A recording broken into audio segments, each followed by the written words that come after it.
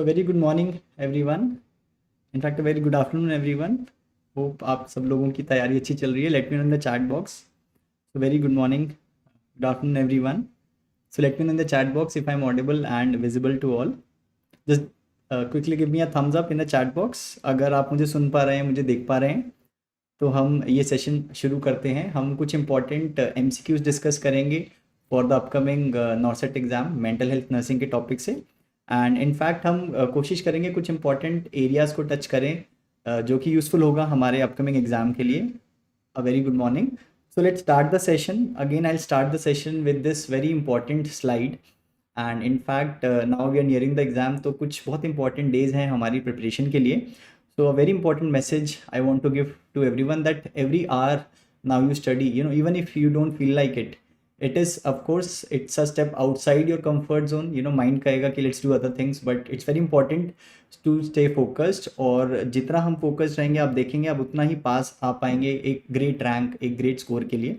So very important, let's stay discipline. देखिए मैं हमेशा कहता हूँ कि discipline is much more important than motivation. हर रोज़ हम शायद मोटिवेटेड नहीं रहेंगे, but it's very important to stay discipline. आप एक रूटीन में पढ़ाई कीजिए, do MCQs, try to read important theory points as well. तो इसी के साथ शुरुआत करते हैं पहले क्वेश्चन की. Let's see the first question. तो इस क्वेश्चन में again will talk about some important topics from MSc. देखिए मेंटल स्टेटस एग्जामिनेशन एक बहुत इंपॉर्टेंट टॉपिक है. आप देखेंगे बार बार क्वेश्चन आ रहे हैं from the MSc. So let's try to answer this question. I want everybody to answer the question. Even if you are not very sure, try to answer the question so that you are able to understand even if it is wrong कि आपने क्या mistake किया था. Match the types of delusions with their respective description. तो delusion एक बहुत important topic है. Delusion is a disorder of, we know delusion क्या होता है. Delusion is a disorder of thought. Delusion एक फॉल्स फिक्स फर्म आइडिया और belief है. पेशेंट के माइंड में एक फॉल्स थॉट आ गया जो कि फिक्स है, and it is held with extraordinary conviction. So tell me what is the right answer. Delusion of reference का मतलब क्या होता है. डिल्यूजन ऑफ रेफरेंस का मतलब पेशेंट को लगता है कि उसके आसपास की चीजें they are in reference to him. So patient believe that someone is talking about him. Then what is delusion of persecution. So persecution patient thinks कि somebody wants to harm me, कोई मुझे मारना चाहता है, कोई मुझे नुकसान पहुंचाना चाहता है. What is a nihilistic delusion? Nihilistic delusion में patient believe that I don't exist, family members don't exist, the world does not exist. And please see, देखिए कभी कभी आप देखेंगे क्वेश्चन में कुछ ऑप्शंस होंगी जो शायद कुछ नई ऑप्शंस होंगी, बट इस तरह के क्वेश्चन भी हमने डिस्कस किए हैं. Delusion of influence. What is delusion of influence. नाम से ही पता चल रहा है कि पेशेंट को लगता है उसके थॉट्स, उसके action they are influenced by others. So the right answer is A2. Then there is B1, C3 and D4. So right answer क्या है. I hope everybody got this question correctly. Right. So the right answer is option A. In fact, हम जब delusion की बात करते हैं, delusion को हम disorder of thought में कहाँ प्लेस करते हैं, तो हमें पता है कि thought is divided into 4 domains. एक है flow, content, form and possession. तो remember हम delusion को रखते हैं under the content of thought. Very important point which we always discuss. Remember, delusion is a psychotic symptom. Now also important point, see, delusion is unexplained by the social cultural background. इस point से हम delusion को कुछ important phenomena से differentiate करते हैं. Can anybody tell me this कि when I say delusions are not explain, because हमें पता है कुछ सोसाइटीज़ में, कुछ कल्चर्स में देयर आर सर्टेन बिलीव्स. जैसे कि कुछ लोगों का मानना है अगर काली बिल्ली ने रास्ता काट दिया तो कुछ अपशगुन हो जाएगा, और वो इसको इतना स्ट्रांगली बिलीव करते हैं कि वो आधे घंटे 1 घंटे तक वेट करेंगे जब तक कोई और पास बाय नहीं कर पाएगा, they will not cross. So again, it also appears to be a false fixed firm belief held with extraordinary conviction. But हम उस belief को person के social cultural background से explain कर सकते हैं. तो very important जो last line है, this helps us differentiate delusion from superstition. Very very important. But delusion को हम नहीं explain कर पाएंगे patient के social cultural background से. तो what is delusion of grandiosity? Delusion of grandiosity का मतलब क्या है. Delusion of grandiosity जैसे कि नाम से पता चल रहा है, patient is making false big claims. So patient says, I am the king of the world. इस तरह का क्वेश्चन में डिस्क्रिप्शन दिया होगा. पेशेंट सेज मुझ में सुपर नेचुरल पावर्स हैं. I know famous people, prime minister asked me how should I run the country. His neighbour does not know him, but वो क्लेम कर रहे हैं इतने फेमस लोग उनको जानते हैं. So this is delusion of grandiosity. Also remember हमने बात किया कि डिल्यूजन एक साइकोटिक सिम्टम है. तो ये साइकोटिक डिसऑर्डर्स में हो सकता है जैसे कि schizophrenia delusion disorder, but it can also be seen in other conditions. Can you tell me और कहाँ मिल सकता है आपको delusion of grandiosity. It can be seen in conditions like mania. तो मेनिया में भी इनफैक्ट विल डिस्कस कि मेनिया में भी साइकोटिक सिम्टम्स हो सकते हैं, other psychotic symptoms, other delusion भी हो सकते हैं, but you can also see that there is also delusion of grandiosity. और डिल्यूजन ऑफ निहिलिज्म या निगेशन का मतलब क्या, इट्स जस्ट ऑपोजिट। यहाँ पे पेशेंट डिनाई करता है existence of self, of the loved one, of the world around. Can anybody tell me बेटा what is Cotard syndrome? Can anybody tell me what is Cotard syndrome? Cotard syndrome basically एक phenomena है, हमने नाम दिया है, जब a patient with depression, देखो sometimes patient with depression can also develop psychotic symptoms.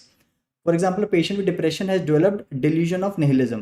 Then that phenomena is known as Cotard syndrome. Again, please be very careful. अगर question उन्होंने दिया कि एक पेशेंट को डिप्रेशन है और उसको delusion of nihilism है, so he's saying that I don't exist, the world does not exist. But question में पूछा है which delusion is seen. बेटा please read the last line very carefully. In fact इस सेशन के एंड में I discuss some tips and tricks to solve MCQs. हमेशा जब MCQs mark करना है always see the last line कि वो पूछ क्या रहे हैं.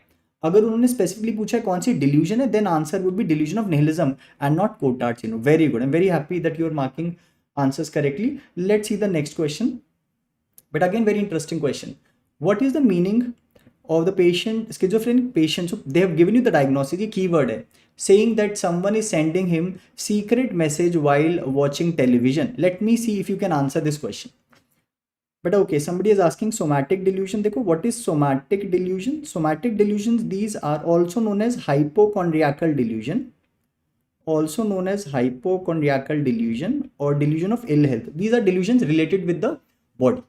For example, patient is having this delusion of infestation, or beta parasitosis,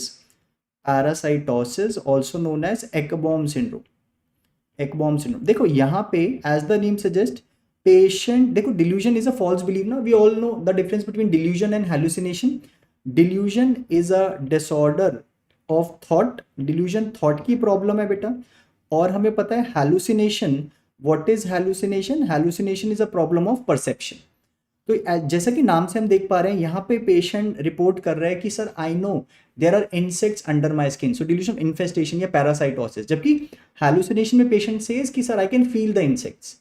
So delusion of infestation is a type of somatic delusion. Then there is delusion of dysmorphophobia. Delusional dysmorphophobia. Again, we will discuss this BDD. It's very similar to BDD, body dysmorphic delusion. But यहाँ पे patient को एक fixed belief है that there is some abnormality in the appearance. So patient is totally convinced my nose is large, my nose is small, my ears are large, my ears are small. तो ये है delusion of dysmorphophobia. Please remember this point. अगर इस तरह का question आता है कि पेशेंट को लग रहा है कि my nose is large, my nose is small, इस तरह की there is problems in the physical appearance, patient का ऐसा बिलीफ है और दोनों ऑप्शन दिया हुआ है, बीडीडी भी दिया हुआ है और डिल्यूजनल डिसमॉर्फोफोबिया या डिल्यूजनल डिसऑर्डर दिया है, then always prefer BDD over delusional disorder. Now let's try to answer this question बेटा. Yes, see here the question is patient is having schizophrenia and patient thinks कि उसके आसपास जो चीजें हो रही हैं they are in reference to him, so he thinks that somebody is sending him secret message while watching television. See here actually the answer is delusion of reference, but to confuse you the one of the option is ideas of reference. Now can anybody tell me what is the difference beta, what is the difference between idea and a delusion? See हमने बात किया delusion is a fixed belief. Here no matter what you tell the patient, जो भी आप Contra डिक्टरी evidence patient को दोगे patient नहीं believe करेगा आपकी बात पे. जबकि आइडियाज ऑफ रेफरेंस का मतलब है this is not a fixed believe. तो आइडियाज ऑफ रेफरेंस में पेशेंट कहेगा कि मुझे लगता है कि शायद लोग मेरे बारे में बात कर रहे हैं. Patient is not totally convinced. तो यहाँ पे पेशेंट को डिल्यूजन है and remember the answer is it is option B, that is delusion of reference. ठीक है, I hope this is clear to everyone. But again, in delusion of enormity, patient may claim, sometimes patient may have such beliefs that, if I will urinate, it will flood the world. तो कभी कभी इस तरह का belief भी patient में आ जाता है. Again, in sometimes in depression, you may find such belief like delusion of nihilism. Sometimes delusion of enormity may also be seen in the patient. Okay, right, very good. Let's see the next question. So delusion is a very important topic. You will see many questions being asked from delusion. So please read the question carefully and then answer. अब next question discuss करते हैं. A psychiatrist asked a patient where is her residence. The patient replied to the psychiatrist, I live in a very big area. There are huge trees and people in the locality are good. There is lots of good food available nearby. There is a big park in front of my house and many shops as well. I live in Noida, doctor. What is this likely phenomena? Can anybody tell me. आपने patient से एक question पूछा and can you appreciate rather than directly answering the question patient ने unnecessary trivial information दी आपको and then patient reach the goal. So what is this abnormality? Can anybody tell me? Very good. This is circumstantiality. Very good. Now also remember when we talk about tangentiality, see I always say कि psychiatry में mental nursing में आप चीज़ों को नाम से याद कीजिए. So tangentiality बना है tangent word से. See, so what is a tangent to a circle? It is a line which touches the circle at one point and goes away. तो tangentiality में क्या होता है? Patient topic touch करता है और आगे चला जाता है and does not answer back the question. So remember tangentiality में goal is not reached. And tangentiality is a disorder of form. Very good. Please remember this. And loosening of association में क्या होता है? There is breakdown in the logical connection. तो patient जो बोल रहा है उसके हमें वर्ड समझ में आ रहे हैं बट सेंटेंसेस समझ में नहीं आ रहे. तो we know of course this is also not loosening of association. Loosening of association again किसकी प्रॉब्लम है? It's a problem of form. So the answer is it is circumstantiality. Very good. So let's just see quickly this table again. हमने discuss किया content में delusion एक important abnormality है. Flow में let's discuss some abnormalities. देखो flow में sometimes the flow is increase. जो patient बोल रहा है उसके जो थॉट्स हैं वो बहुत फास्ट फ्लो कर रहे हैं. सो पेशेंट के थॉट्स ऐसे आ रहे हैं, one thought second third fourth fifth. So patient will speak very fast. हमने पेशेंट से कुछ क्वेश्चन पूछा, क्योंकि उसके थॉट की स्पीड बहुत फास्ट है he will say a lot of things and many a times things will not make much sense and ultimately remember the goal is not reached. But flight of ideas में बेटा when you will see that sometimes the thoughts may be connected. For example by chance connection है. A patient says like this, my name is Virat, I like playing cricket. Cricket is a game of gentlemen. Gentleman is my friend Mukesh. Mukesh smokes cigarette. Cigarette causes cancer. Cancer is my zodiac sign. ये मौसम की बारिश, ये बारिश का पानी, ये पानी की बूंदे, तुझे तो ढूंढे. Something like this. कि patient बहुत सारी चीज़ें बोल रहा है, not making much sense and there is some connection by chance. या फिर कनेक्शन हो सकता है by clang association, rhyming words. Patient ऐसे बोल रहे हैं, Ram can sing, birds have wing, I am the king, phone go string tring, the weather is spring, bring bring bring bring bring. So ये है फ्लाइट ऑफ आइडियाज. देखिए जब हमने question पढ़ा इसमें स्पीड कहीं पे मेंशन नहीं है. Speed is not mention. Flight of ideas में भी पेशेंट में से a lot of things, but can you appreciate यहाँ पे जो भी चीज पेशेंट बोल रहा है everything is making sense. So again it is not flight of ideas. So here the answer is सर्कमस्टेंशियलिटी.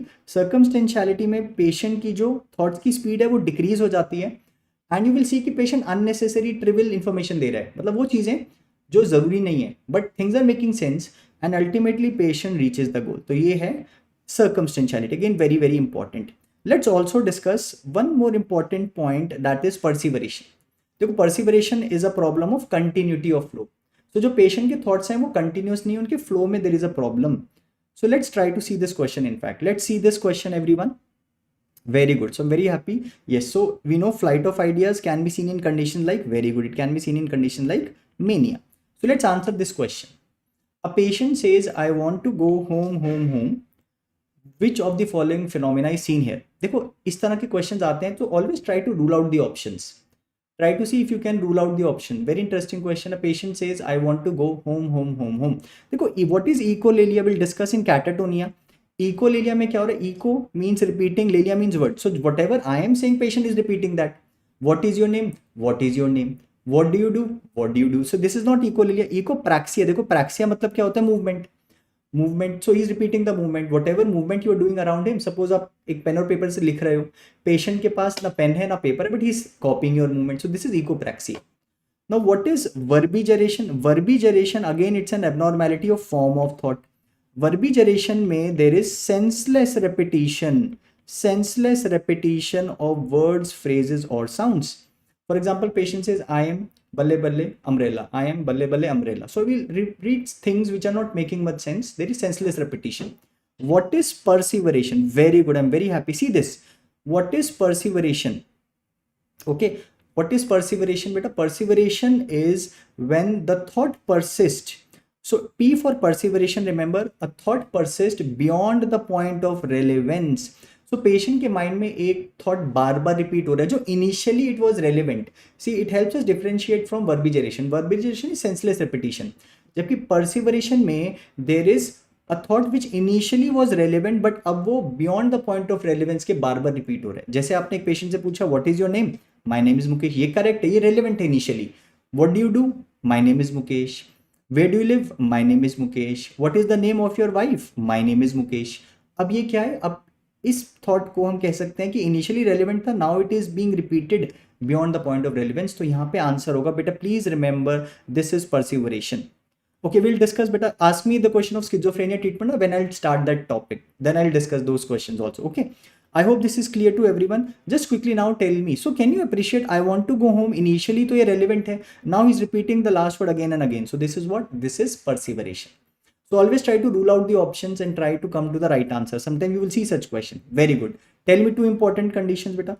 Remember the order also. First is organic mental disorder और दूसरी है schizophrenia. I hope this is clear to everyone. I hope this is clear to everyone. Very good. Let us see now the next question. I hope, but again, it is a type of, you know, when you talk about parallel, it is a type of perseveration. You know, so there the last word is getting repeated. Okay. Yes. I hope this is clear. Now let's answer this question. A patient in ICU gets confused, irritated, and tries to remove the IV line. Which of the following is the priority nursing action? First, tell me the diagnosis. Very important, beta. Please tell me the diagnosis first. What is the diagnosis? Beta, please tell me first what is the diagnosis. Then we'll come to the answer. So first, tell me the diagnosis. What do you think is the diagnosis? See, there are hints. Patient is in the ICU, and there is also that the patient is confused, irritated, tries to remove the cannula. Okay. I hope this is clear. Right. So the diagnosis is very good, but the diagnosis is delirium. Very good. Diagnosis is delirium. Now tell me what is the right answer here. What is the right answer? So let's in fact talk about a very important topic, that is organic mental disorder or neurocognitive disorder. See, I always say remember things from the name. Dekho, neurocognitive disorder is telling us that there is cognitive impairment is there in the patient, and there is a cause, neurological cause may be there. So there is a cause to cognitive impairment, and one of the very important topics beta is delirium. So please remember, delirium is a very important topic, and in delirium the key point is we say that the consciousness of the patient is impaired. So the consciousness is impaired, that means the awareness of self and surrounding impaired hota hai. Tell me the four quick, you know, points. If any of them is present in the question, it is telling ki consciousness is impaired. So remember the trick. We discussed one trick, that is ACDC. So somewhere in the question they are telling you that there is altered sensorium, or there is clouding of consciousness, or patient is disoriented to time, place or person, or there is confusion. So if any of these points mentioned, this is suggesting कि patient की consciousness impaired है and you're thinking of delirium. Also of course cognition भी impaired होती है. For example, patient का memory, language, these are also impaired. Even perceptual abnormalities may be abnormal. Can anybody tell me कौन सा important perceptual abnormality most commonly मिलेगा patient को? बताओ बेटा, कौन सा परसेप्चुअल एब्नॉर्मैलिटी ज्यादा कॉमनली मिलेगा? I will giving a hint. कौन सा हैलुसिनेशन ज्यादा कॉमन है ऑर्गेनिक मेंटल डिसऑर्डर्स में? बेटा प्लीज टेल मी विच. हाँ बेटा ठीक है, आई विल डिस्कस एमएमएससी वाला, मुझे बताना लास्ट में, will discuss. Okay, tell me which important. I am asking you कौन सा हैलुसिनेशन. देखो हैलुसिनेशन क्या होता है? Hallucination is a false perception without any real object. तो हमें पता है ऑडिटरी होता है, विजुअल होता है, टेक्टाइल होता है, देयर इज गस्टेटरी और ऑल्फैक्टरी हैलुसिनेशन. कौन सा हैलुसिनेशन ज्यादा कॉमन है बेटा ऑर्गेनिक डिसऑर्डर में? Please remember visual hallucination. Very good. ठीक है, तो डिलीरियम में कॉन्शियसनेस भी इंपेयर्ड है, कॉग्निशन भी इंपेयर्ड है. So this is delirium. So can you appreciate यहाँ पे पेशेंट, देखो एक्यूट ऑनसेट होता है, usually you will see sudden onset of symptoms है, एंड पेशेंट यहाँ पे is confuse. So yes, it is delirium. Very good. So I hope delirium का diagnosis everybody will be able to make. Now tell me, एक close differential diagnosis है. Suppose आपको history दी है question में कि 5 डेज की हिस्ट्री है, एक्यूट ऑनसेट है सिम्टम्स का, पेशेंट को फीवर है. देखो fever if you are seeing in the question तो आपको लग सकता है कि कोई ऑर्गेनिक कंडीशन है, एंड क्वेश्चन में ये दिया हो कि पेशेंट को delusions hallucination. Delusions hallucination delirium में भी हो सकते हैं. तो कैन यू टेल मी कि ये कौन सा एक डायग्नोसिस तो आप बना सकते हो डिफरेंशियल डायग्नोसिस डिलीरियम का. What is another important differential diagnosis इस कंडीशन का? Can anybody tell me? Very good. So one is there is, it could be delirium, और दूसरा डिफरेंशियल डायग्नोसिस क्या बनेगा बेटा? प्लीज रिमेंबर एक्यूट साइकोसिस. Very good. देखो एक्यूट साइकोसिस में हम कहते हैं कि सिम्टम्स हैं similar to schizophrenia but duration less है. DSM-5 में स्किज़ोफ्रेनिया की ड्यूरेशन क्या है? It is 6 months. तो उससे कम ड्यूरेशन है, then we are thinking of acute साइकोसिस. कैसे डिफ्रेंशिएट करोगे बेटा, can you tell me? Similar picture है ना यहाँ पे, fever can also be seen with acute साइकोसिस, तो कैन यू डिफ्रेंशिएट, कैसे इसको डिलीरियम का डायग्नोसिस बनाओगे या एक्यूट साइकोसिस का? प्लीज रिमेंबर, हमने अभी डिस्कस किया कि डिलीरियम में समवेयर इन द क्वेश्चन वो आप मेंशन करेंगे कि consciousness is impaired, then I am thinking of delirium. I hope this is clear to everyone बेटा। बेटा देखो, फ्लाइट ऑफ आइडियाज में ना पेशेंट जो भी बोल रहा है आप देखोगे उसमें कुछ कनेक्शन मिल रहा है। My name is Virat. I like playing cricket. Cricket is a game of gentlemen. Gentleman is my friend Mukesh. Mukesh smokes cigarette. Cigarette causes cancer. या तो इस तरह का बाई चांस या there is some rhyming scene.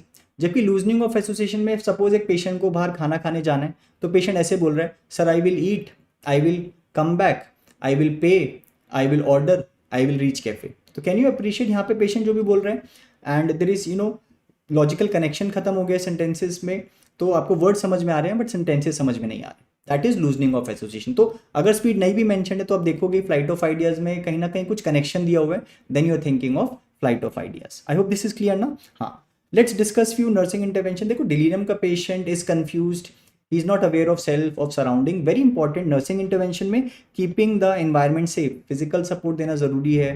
Try not to have too much furniture उसके आसपास, तो क्योंकि इंजरी हो सकती है। So keeping the environment safe is very important. अगर हम बात करें सेंसरी स्टिमुलस की, तो ना तो बहुत ज़्यादा होना चाहिए, it should not be too much कि बहुत ज़्यादा लाइटिंग है, बहुत ज़्यादा साउंड आ रही है आसपास से, ना कि बहुत ज़्यादा लेस भी होना चाहिए कि बिल्कुल डार्क कर दिया हमने। It should be adequate. Patient के आसपास फेमिलियर लोग होने चाहिए, कुछ फेमिलियर चीज़ें, फेमिलियर पिक्चर्स होनी चाहिए। रेगुलरली पेशेंट को हमें ओरिएंट करना है, टाइम, प्लेस, पर्सन। तो जब भी हम पेशेंट से मिल रहे हैं उसको ओरिएंट कर रहे हैं, क्या डेट है, क्या टाइम है, हु आर यू। उसके सामने हम क्लॉक रख सकते हैं ताकि टाइम पता चले, कैलेंडर रख सकते हैं ताकि he knows the month, the year also, date also. तो ये सारी चीज़ें इंपॉर्टेंट है। पेशेंट को कहाँ प्लेस करना चाहिए, near by the nursing station या पेशेंट को दूर प्लेस करना चाहिए हमें? Can anybody tell me? Can anybody tell me बेटा, पेशेंट को कहाँ प्लेस करना चाहिए, नियर बाय या बहुत दूर?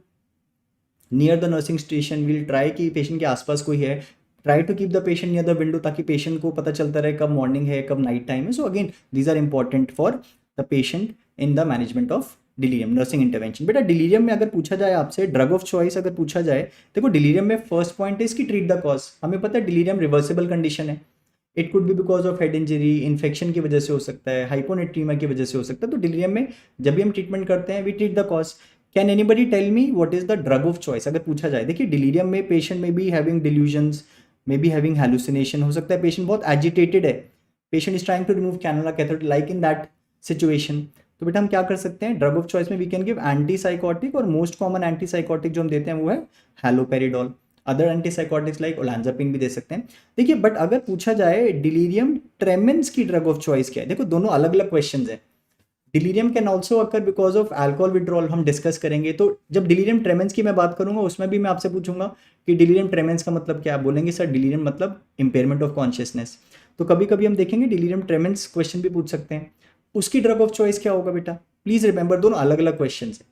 Delirium tremens alcohol withdrawal symptom है तो उसमें drug of choice would be benzodiazepine. I hope this is clear to everyone. हाँ, very good, very good. Benzodiazepines like lorazepam, very good. So let's come back to this question. So patient is having delirium, so very important that we will reorient the patient, try to calm him. देखिए second step, if things are not working then we may think of giving medication दे सकते हैं। और last restraint last step होगा जब हमारे पास कोई और option नहीं है और हमें लग रहा है कि इमिनेंट डेंजर है पेशेंट को या आसपास के लोगों को, then we may use restraint. So restraint is not the first, it may be the last resort. ठीक है, तो प्लीज रिमेंबर यहां पे आंसर क्या है, it is option A. Now let's discuss the next question. बेटा please try to answer this question. इस तरह के क्वेश्चन एग्जाम में आ सकते हैं। लेट्स ट्राई टू आइडेंटिफाई कुछ की वर्ड्स इस क्वेश्चन के। 25-year-old male is diagnosed with schizophrenia. Patient report कर रहा है of having abdominal pain which he reports is due to electronic device fitted somewhere in his room by a new neighbor। ये कौन सा phenomena है बेटा? Very good. देखिए please remember history of schizophrenia is very important. Direct questions आ सकते हैं history of schizophrenia से एंड दे में ask such clinical questions also. अच्छा, इफ आई आस्क यू बेटा who coined the term schizophrenia, can anybody tell me who coined the term schizophrenia? Let me see if you remember. Schizo मतलब split, phrenia means mind, so there is a split in the mind. This meaning of this term is this. So can you tell me who coined the term beta schizophrenia? जो term है किसने coin किया था? Remember it was coined by Eugene Bleuler. And Bleuler के और important point, very good बेटा, the answer everybody is giving is correct, yes I am very happy, yes you are right, it is somatic passivity, will discuss what is somatic passivity. मुझे quickly ये बताओ, Eugene ब्लॉयलर ने एक तो term दिया था schizophrenia, और क्या इंपॉर्टेंट कॉन्ट्रीब्यूशन है बेटा, also he gave 4 A's, he also gave 4 A's. Can anybody tell me quickly beta what are the 4 A's of Eugene Bleuler? First is loosening of association abnormalities. Remember affective flattening, very important point beta, what is affective flattening? Flat affect, देखो हमने हमेशा discuss किया ना नाम से ही, तो हम जब ECG देखते हैं तो आपको ECG में बहुत सारी वेव्स दिखती हैं, कैसा ECG होता है for person is dead, it's a flat line, तो फ्लैट अफेक्ट का मतलब है एज इफ इमोशंस चेंज नहीं हो रहे। Another important A, can you tell me other, very good, it is autism. देखो ऑटिज्म का मतलब है illogical thinking, patient is not able to think logically. For example a patient says Lord Hanuman was a celibate, Lord Hanuman was a celibate, वो ब्रह्मचारी थे, I am a celibate, इसका मतलब है I am Lord Hanuman. Can you appreciate, यहाँ पे जो patient की थिंकिंग है उसमें लॉजिक नहीं है, so that is autistic thinking. And another A is, better remember, it is ambivalence. What is ambivalence? बेटा इस तरह का क्वेश्चन आ जाएगा, ambivalence का मतलब है not able to decide, decide ना कर पाना। फॉर एग्जाम्पल टेबल पर पेन पड़ा हुआ है और पेशेंट अपने माइंड में बहुत देर से सोच रहा है कि इस पेन को पिक करूं या ना करूं, तो इस पेन को बहुत देर से वो स्टेयर कर रहा है थिंकिंग कि इसको पिक ना करूं या करूं, तो ये क्या है, एम्बीवैलेंस। सो प्लीज रिमेंबर, इस तरह का क्लिनिकल क्वेश्चन भी आ सकता है, so please be aware, words के मीनिंग को याद रखना है। I hope this is clear to everyone. So let's discuss, एक और इंपॉर्टेंट पॉइंट डिस्कस करते हैं हिस्ट्री ऑफ स्किज़ोफ्रेनिया में। Schneider's first rank symptoms, Schneider ने 11 सिम्टम्स दिए थे of schizophrenia. So let us see the symptoms. पहले 3 symptoms I hope you remember are of auditory hallucination. Patient report कि he can hear his own thoughts, तो thought echo या audible thought, ये क्या है, first person auditory hallucination, patient को अपने ही थॉट सुनाई दे रहे हैं। Second is voices discussing about the patient, patient says कि सर मुझे 2-3 लोगों की आवाज़ें आ रही हैं जो मेरे बारे में बात कर रहे हैं, मुझे उनकी आवाज़ सुनाई दे रही है, तो ये क्या है, voices discussing about the patient. या फिर पेशेंट में से दैट ही कैन हियर कि वॉइस एक उसके बारे में जो भी वो कर रहा है उसकी एक रनिंग कमेंट्री दे रहा है, तो these are examples of auditory hallucination included in SFRS। बेटा प्लीज रिमेंबर, सिर्फ ये 3 SFRS में ऑडिटरी हैलुसिनेशंस हैं, प्लीज रिमेंबर। तो नेक्स्ट टाइम ये क्वेश्चन आ जाएगा, which of the following is more suggestive of schizophrenia, तो कभी कभी हिस्ट्री से भी क्वेश्चन आ सकते हैं। आपको 4 एग्जाम्पल्स ऑफ ऑडिटरी हैलुसिनेशन दे देंगे बेटा, please try to see question में कि वो जो 4 एग्जाम्पल्स दिए उनमें से कौन सा SFRS है, so that will be a better answer. I hope this is clear ना। But now we know any hallucination can occur in schizophrenia, but कभी कभी हिस्ट्री से इस तरह के क्वेश्चन पूछे जा सकते हैं। Next 3, thought insertion, thought withdrawal, thought broadcast. Patient को लगता है कि कोई उसमें थॉट इंसर्ट कर रहा है या उसके थॉट्स को कोई विड्रॉ कर रहा है या उसके थॉट्स बाहर सबको पता चल पा रहे हैं। देखो दोनों अलग अलग क्वेश्चन है। व्हेन द पेशेंट सेज कि सर टीवी पे जो न्यूज़ एंकर है मुझे सीक्रेट मैसेज दे रहा है, ये क्या हो गया, this is delusion of reference, उसको लग रहा है उसके आसपास जो हो रहा है उसके बारे में हो रहा है। एक और पेशेंट कह रहा है कि न्यूज़ एंकर टेलीविजन पे मेरे थॉट्स सबको बता रहे हैं, तो ये है थॉट ब्रॉडकास्ट। आई होप ये दोनों पॉइंट बेटा क्लियर है सबको, I hope this is clear ना। और ये तीनों किसके एग्जाम्पल है, can anybody tell me, these are examples of what, thought insertion, withdrawal, broadcast, these are thought alienation, thought alienation phenomena, या हमने डिस्कस किया था पैसिविटी ऑफ थॉट। पैसिविटी का मतलब है अंडर समवन एल्सेस कंट्रोल, और ये हमने थॉट में कहाँ पढ़ते हैं बेटा, फ्लो में, फॉर्म में, कंटेंट में या पोजेशन में। Can anybody tell me what is this, ये हम किस में पढ़ते हैं, थॉट के कौन से डोमेन में पढ़ते हैं, remember this is under possession of okay. हमने एक और एबनॉर्मेलिटी हम पढ़ते हैं पोजीशन में, ऑब्सेशन, वो हम बाद में डिस्कस करेंगे, रिमेंबर। तो ये है फर्स्ट 6। नेक्स्ट 3 हम याद करेंगे विद द निमोनिक आईफा, तो बॉलीवुड में आईफा अवार्ड्स होते हैं बेटा, आईफा के नाम से हम याद करेंगे। मेड इम्पल्सेस, पेशेंट को लगता है कि मेरी इम्पल्सेस या जो अर्जेस मेरे में आ रही हैं, somebody else is putting them in me, कोई मुझ में डाल रहा है। या फिर पेशेंट को लग रहा है कि जो फीलिंग्स उसमें आ रही हैं वो कोई और इन्फ्लुएंस कर रहा है। या फिर पेशेंट कह रहा है कि जो एक्ट्स मैं कर रहा हूँ वो मैं नहीं कर रहा, कोई और मुझको इन्फ्लुएंस कर रहा है, तो ये क्या है, मेड फिनोमेना। लास्ट 2 इज बेटा सोमैटिक पैसिविटी। देखो हमेशा मैं कहता हूँ नाम से याद रखेंगे, सोमैटिक का मतलब है बॉडीली सेंसेशन, पेशेंट को कुछ बॉडीली सेंसेशन हो रही है, और पैसिविटी का मतलब अभी हमने डिस्कस किया था ना, under someone else's control, so imposed by a external agency। तो बेटा let's come back to that question, can you appreciate, इसमें पेशेंट को सोमैटिक सेंसेशन हो रही है, जो वो कह रहा है because of some external agency. तो ये क्या फिनोमिना है? ये डिल्यूजन ऑफ ग्रेंडियोसिटी नहीं है, ये थॉट इंसर्शन नहीं है, और ना ही ये डिल्यूजनल परसेप्शन है, ये है सोमैटिक पैसिविटी। बेटा लास्टली लेट्स ऑल्सो डिस्कस कि डिल्यूजनल परसेप्शन क्या होता है। देखो नाम से ही पता चल रहा है, डिल्यूजनल परसेप्शन में पेशेंट के माइंड में एक डिल्यूजन डेवलप हो गया। सो पेशेंट के माइंड में एक फिक्स बिलीफ आ गया after experiencing a normal perception. For example patient कह रहा है कि sir when I see the birds, जब मैं बर्ड्स को देखता हूँ फ्लैपिंग देयर विंग्स, तो उसने बर्ड्स देखे, एक्चुअली में बर्ड देखा flapping the wings flying away, तो पेशेंट को लगता है कि ये गॉड का मैसेज है telling me to run away. तो कैन आई से एक नॉर्मल परसेप्शन को पेशेंट ने डिल्यूजनल मीनिंग दे दिया, ये टर्म है delusional perception. I hope this is clear to everyone ना। I hope this is, but I am repeating in both, don't worry, English में भी हिंदी में भी आई am repeating in both, so don't worry. I hope this is clear. Somatic passivity means that bodily sensations patient says are imposed by an external agency, और delusional perception में please read this carefully, कभी कभी exam में you're in a hurry, you will read this as delusion of persecution. No, this is delusional perception. So you may be asked questions like this from the history. I hope this is clear. I'll repeat better. Delusional perception means कि patient के mind में there is a delusional meaning he has given to a normal perception. For example, patient goes in a party और patient एक spoon देखता है with a crown over it, तो ये एक नॉर्मल परसेप्शन है बेटा, spoon with a crown over it. And patient जब इस स्पून को ओवर क्राउन देखता है, पेशेंट को लगता है आई am the king of the world. तो क्या डिल्यूजन डेवलप हो गया? Delusion of grandiosity.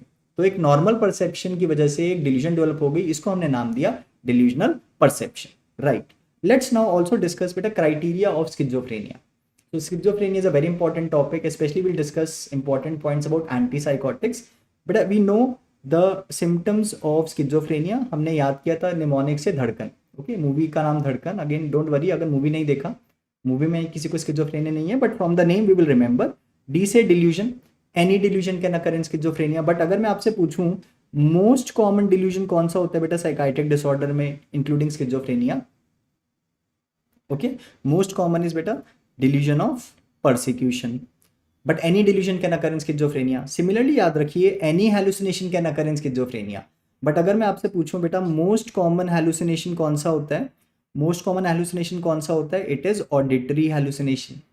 next is D से disorganized speech। देखिए जो disorganization thought में होता है, यानी जो formal thought disorder है, that will include disorganized speech also। तो वो जो सारे abnormalities हमने डिस्कस किए, जैसे loosening of association, derailment, tangentiality, neologism, ये सारी abnormalities हैं under disorganized speech. Please remember the first three. These are delusions, hallucination, disorganized speech. Next is catatonic symptoms, जो अभी हम डिस्कस करेंगे, and negative symptoms. बेटा what are negative symptoms? Negative symptoms include symptoms like anhedonia. Anhedonia का मतलब क्या है? Decrease interest. Patient says sir मेरा इंटरेस्ट कम हो गया चीज़ों में, जो चीज़ें मुझे पहले इंटरेस्टिंग लगती थी या जिसमें मुझे इंटरेस्ट आता था। एवोल्यूशन, बेटा वॉल्यूशन मतलब will power, avolition decrease in will. Family member से कि अब ये विल नहीं दिखाते टू डू एनीथिंग, विल कम हो गई है, there is decrease in the will. Alogia, देखो न्यूलॉगिज्म हम पढ़ते हैं ना, new word, logia means word, so alogia means family member says that he speak very less, decrease in the speech. Affect flattening, बेटा flat affect हमने discuss किया, तो remember flat affect is a negative symptom of schizophrenia. So this में also be asked कि affective flattening is which symptom of schizophrenia? It is not affective, it is negative symptom. And asociality, beta asocial मतलब less social, antisocial मतलब against society, asocial मतलब decrease in the socialization. So these are negative symptoms. Can you appreciate इनको negative symptom क्यों बोल रहे हैं? Because everything is getting minus, everything is getting reduced. So these are negative symptoms. I will discuss catatonic symptoms in the coming slides, but let's discuss this criteria first. बेटा DSM-5 के according when do we say, but I will come to, I will discuss functional hallucination, ठीक है, I will discuss first, let's complete this. देखो the diagnostic criteria says कि at least इन 5 में से 2 symptom होने चाहिए, but there is a catch that at least 1 symptom should be from first 3, मतलब फर्स्ट 3 में से 1 होगा एंड मिनिमम 5 में से 2 होने चाहिए for a duration of 6 months, then we call it as schizophrenia. And remember ICD-11 में द ड्यूरेशन इज, ICD-11 में the duration is 1 month. Okay, I hope this is clear to everyone. Let's discuss this question, and with this question we will discuss important catatonic symptom. But please try to identify this.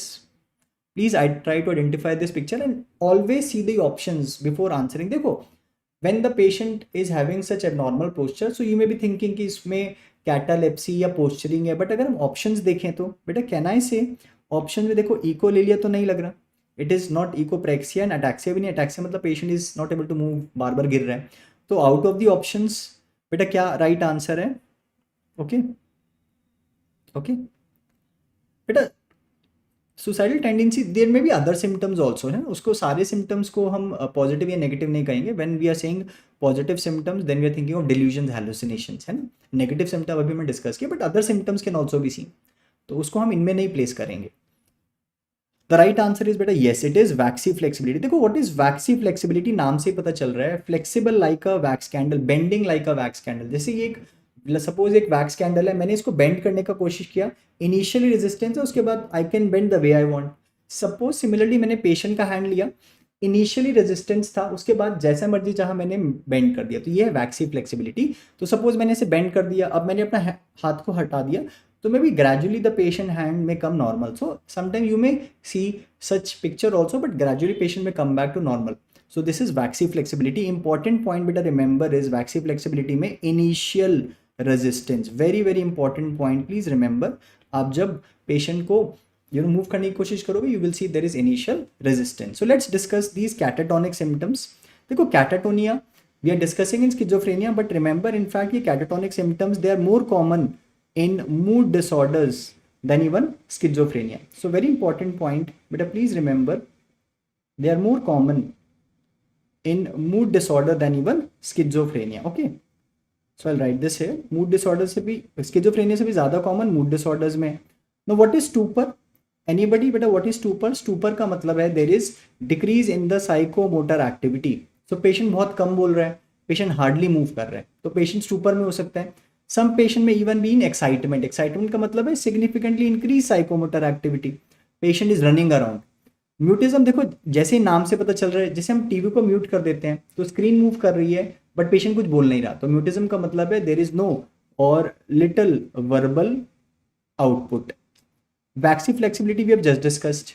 देखो also you will see कभी कभी इस तरह की picture, जो हमने picture अभी discuss किया, कैन यू अप्रिशिएट अगर पेशेंट एक एबनॉर्मल पोस्चर मेंटेन करके रख रहा है बेटा, उसको हम क्या बोल सकते हैं? इट कुड बी कैटालेप्सी और पोस्चरिंग. देखो कैटाप्लेक्सी भी होती है एक टर्म, तो याद कैसे करोगे? कैटाप्लेक्सी कहाँ पे मिलती है? नार्कोलेप्सी में. नार्कोलेप्सी एक स्लीप डिसऑर्डर है, तो याद कैसे करना है कि नार्कोलेप्सी में कैटालेप्सी नहीं मिल रहा, नार्कोलेप्सी में उल्टा मिल रहा है कैटाप्लेक्सी. तो कैटालेप्सी कहाँ पे है? It's a catatonic symptom.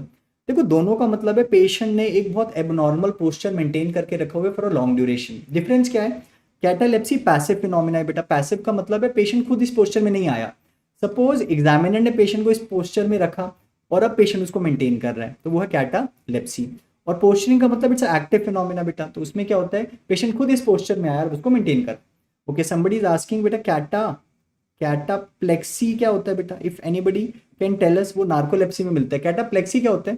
देखो नार्कोलेप्सी हमें पता है इट्स अ REM डिसऑर्डर ना, तो REM में हमें पता है कि there is loss of muscle tone. तो कैटाप्लेक्सी में क्या होता है बेटा? पेशेंट फुली अवेक है, बैठा हुआ है, खड़ा हुआ है, और सडनली उसकी मसल टोन चली जाती है, तो पेशेंट में फॉल. वो है कैटाप्लेक्सी, जो कहाँ मिल सकता है? नार्कोलेप्सी में. आई होप दिस इज क्लियर ना. हाँ, अब बात करते हैं नेगेटिविज्म की. बेटा नेगेटिविज्म जैसे नाम से पता चल रहा है, हम पेशेंट को जो भी बोल रहे हैं पेशेंट उसका ऑपोजिट कर रहा है. एज ए पेशेंट बड़ा नेगेटिव हो गया टुवर्ड्स द एग्जामिनर, तो आपने पेशेंट को कहा आगे आओ, come forward, patient goes backward, तो ये क्या होगा? पेशेंट उसका ऑपोजिट कर रहा है, तो ये है नेगेटिविज्म. ऑटोमेटिक ओबीडियंस बेटा, अब पेशेंट ऑटोमेटिकली ओबीडियंट हो गया, एक्सट्रीम कोऑपरेशन शो कर रहा है बेटा. पेशेंट इज एक्सट्रीमली कोऑपरेटिव, तो whatever you tell the patient, patient वो करेगा. तो आप पेशेंट को बोलो कि मेरे पास एक needle, I am holding a needle, I will prick your tongue with the needle, and patient को बोलो pull out the tongue, patient pull out कर लेगा tongue. Even if we slightly prick the tongue ना, फिर से उसको बोलो pull out the tongue, he will pull out. तो ये क्या है? This is automatic obedience. Mannerism और स्टीरियोटाइपी बेटा अगेन दोनों सिमिलर टर्म्स है. यहाँ पे क्या हो रहा है? Patient is doing some repeated odd movements, patient बार बार कुछ मूवमेंट्स कर रहा है. दोनों में डिफरेंस क्या है बेटा? डिफरेंस नाम से पता चल रहा है. मैनरिज्म मैनर वर्ड से बना है ना, तो यहाँ पे जो भी मूवमेंट्स पेशेंट कर रहा है उनका कुछ पर्पस है, तो they are purposeful movements. For example patient इस तरह की मूवमेंट कर रहा है, तो ये क्या है? ये तो सैल्यूट मूवमेंट है ना, बट कैन यू अप्रिशिएट अब बार बार वो कर रहा है, तो ये क्या हो गया, मैनरिज्म। जबकि स्टीरियोटाइपीज क्या है बेटा, नॉन पर्पसफुल मूवमेंट्स है, पेशेंट इस तरह की मूवमेंट कर रहे हैं, इनका कोई पर्पस नहीं है। इकोलेलिया इकोप्रेक्सिया हमने डिस्कस किया ना, इकोलेलिया में पेशेंट रिपीट कर रहा है जो भी आप बोल रहे हो, इकोप्रेक्सिया में जो भी मूवमेंट आप कर रहे हो उसको रिपीट कर रहा है। ग्रिमेसिंग, देखो आजकल जब आप सेल्फी लेते हो तो आप क्या करते हो, you pout, and if you maintain that pout for a long time, वो क्या है, ग्रिमेसिंग। ग्रिमेसिंग का मतलब है maintaining odd facial features. And last है एम्बी टेंडेंसी। बेटा एम्बी वेलेंस क्या था, थिंकिंग के लेवल पे अनडिसाइसिवनेस थी, एम्बी टेंडेंसी है ना, तो ये मूवमेंट के लेवल पे patient is not able to decide. For example table पर पेन पड़ा हुआ है, पेशेंट का हाथ आगे गया, then backward, then forward, then backward, patient decide नहीं कर पा रहा कि पेशेंट इसको पिक करे या ना करे, at the level of movement indecisiveness है ना, तो ये क्या, ambitendency. Okay, I hope this is clear to everyone. But I will discuss treatment of schizophrenia का ड्यूरेशन मैं बताऊंगा। Let me just come to the duration वाला topic, to the treatment वाला topic. Okay, I hope this is clear, right. So when do we say patient has catatonia, बेटा remember if there are 3 और मोर symptoms, इनमें से अगर 3 या उससे ज्यादा सिम्टम्स है तो हम बोलते हैं पेशेंट को कैटाटोनिया है। Can anybody tell me what is the first line treatment? मैंने पेशेंट को ये मेडिसिन दिया, मोस्टली मेडिसिन दे सकते हैं through IV route, IM route, और इवन ओरल रूट से हम दे सकते हैं। पेशेंट में ड्रास्टिक इंप्रूवमेंट हुआ। Can anybody tell me first line treatment क्या है बेटा कैटाटोनिया का? Please remember benzodiazepines like lorazepam. Okay, हम आईवी दे सकते हैं, IM and even oral also. And अगर पूछा जाए बेस्ट ट्रीटमेंट क्या है बेटा, what is the best treatment for catatonia, then remember it is ECT, electroconvulsive therapy. देखो sometimes we use this term Lazarus effect. What is Lazarus effect बेटा? Lazarus effect, देखो medicine में sometimes a patient appears to be dead and suddenly patient revive कर जाता है, तो वहां पे टर्म यूज होता है Lazarus effect. Okay, so you know sometimes in catatonia patient has come to us in this condition, patient कुछ बोल नहीं रहा, is maintaining a odd posture, and suddenly with the medicine with lorazepam patient may show drastic improvement, so this is known as Lazarus effect. Very good. Okay, so please remember, yes. Okay, I hope this is clear to everyone. Okay, also remember there is something known as lorazepam beta challenge test. So there is also known as lorazepam challenge test. What is lorazepam challenge test? Now suppose a patient comes to the emergency and we are suspecting that patient has catatonia, but we are not very sure.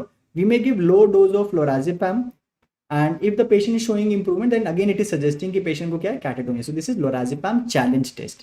I hope this is clear to everyone. Very good. Now let's discuss. So I hope the question is clear to everyone. Beta, this may answer would be waxy flexibility.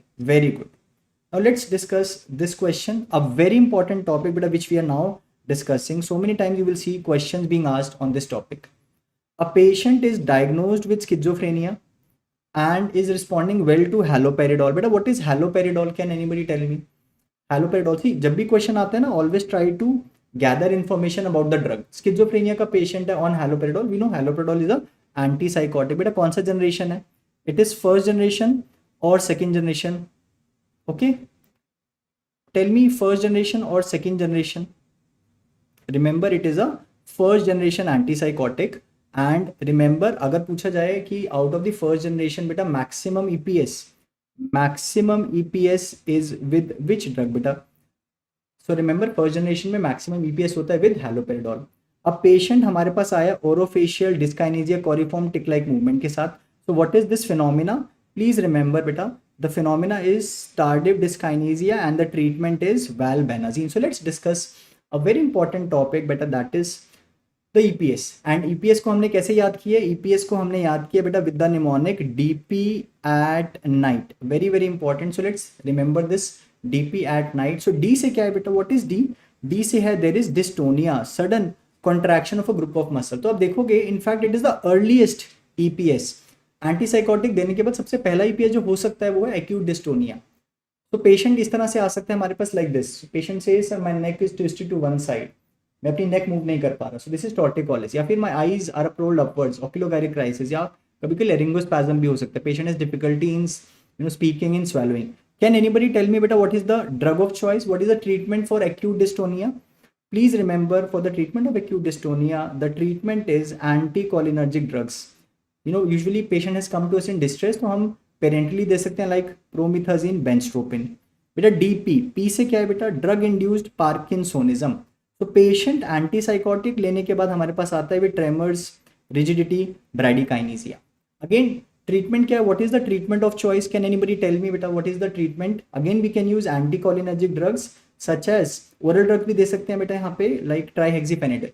देखो कभी कभी क्या होता है बेटा, please remember this one more point, कभी कभी जब patient is taking antipsychotic and long term में बेटा patient can also develop, remember in long term, तो ड्रग इंड्यूस पार्किंसोनिज्म में यू विल सी कभी कभी ना लॉन्ग टर्म में पेशेंट में also develop some perioral tremors, देखो इस तरह की some perioral tremors, vertical tremors like this. और इसको क्या बोलते हैं बेटा, can anybody tell me what is this known as? Perioral tremors patient को हो गए, and what is this known as? Please remember this is known as rabbit syndrome. Rabbit syndrome बेटा, please highlight this point, at this point if you have not added, please write down this point, rabbit syndrome. So remember rabbit syndrome is a drug induced parkinsonism or pseudo parkinsonism you can say, okay? So these are perioral tremors. तो again इसका treatment भी क्या होगा, treatment में again we can give triaxiphenate. Don't confuse this with TD. TD में भी you will see कुछ perioral movements हो रही हैं, जैसे chewing and lip smacking movement, ये है perioral tremors जो हो रहे हैं। So this is included in drug induced parkinsonism, और इसकी treatment में भी we can give anticholinergic drugs like triaxiphenate. Okay, I hope this is clear to everyone. So this is DP. बेटा A से remember DP at A से है akathisia. बेटा akathisia का मतलब है restlessness. Patient बड़ा restless है. In fact, this is the most common EPS. बेटा patient आपको subjectively बोलेगा. The patient will say, "Sir, ma'am, I am feeling very restless from inside." And जब you will observe, as a nursing officer, when you are observing the patient, आप देखोगे patient is not sitting at one place, is pacing around. Even while sitting, he is continuously being very fidgety. So अंदर से भी he is restless, बाहर से भी he is restless. This is akathisia. And what is the drug of choice if they ask you? Okay, but again you will tell me propranolol is the drug of choice. You will tell me देखो EPS में you will have to see ना, when you are seeing EPS, see in the option they have given antipsychotic drug or not, and then see out of the antipsychotic which drug is more likely to cause EPS. So then accordingly we can choose. So DP at बेटा T से क्या है, very important, remember T से है tardive dyskinesia. See tardive means long term use. So you will see they will give you a history कि patient is taking these antipsychotic maybe for months or years, and patient may develop such movement like lip smacking or chewing movement like this, or tongue protrusion movement like this, और hand में आप देख सकते हो piano playing, कोरिफॉर्म movements हो सकती हैं। तो ये क्या है, tardive dyskinesia. And what is the treatment बेटा, remember VMAT2 inhibitors like valbenazine or deutetrabenazine. These are VMAT2 inhibitors, vesicular monoamine transporter 2 inhibitors. So this is tardive dyskinesia.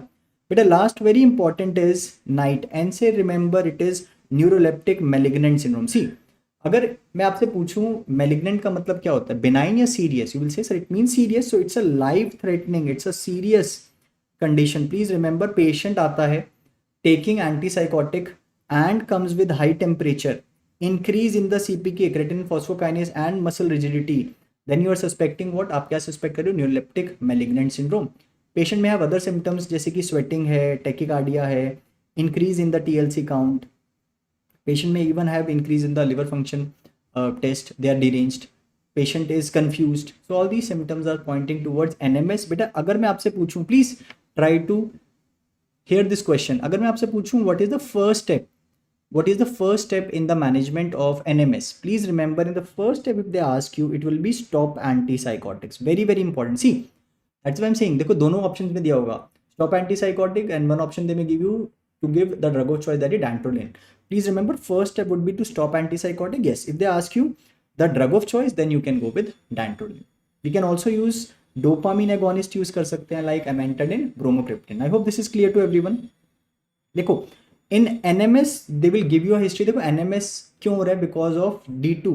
So somebody is asking this question, बेटा let me just take this question. So NMS and serotonin syndrome. बेटा again see the question carefully. In NMS they may give you that patient is taking a dopamine antagonist like antipsychotics, while serotonin syndrome, this is occurring as the name suggests excesses of serotonin.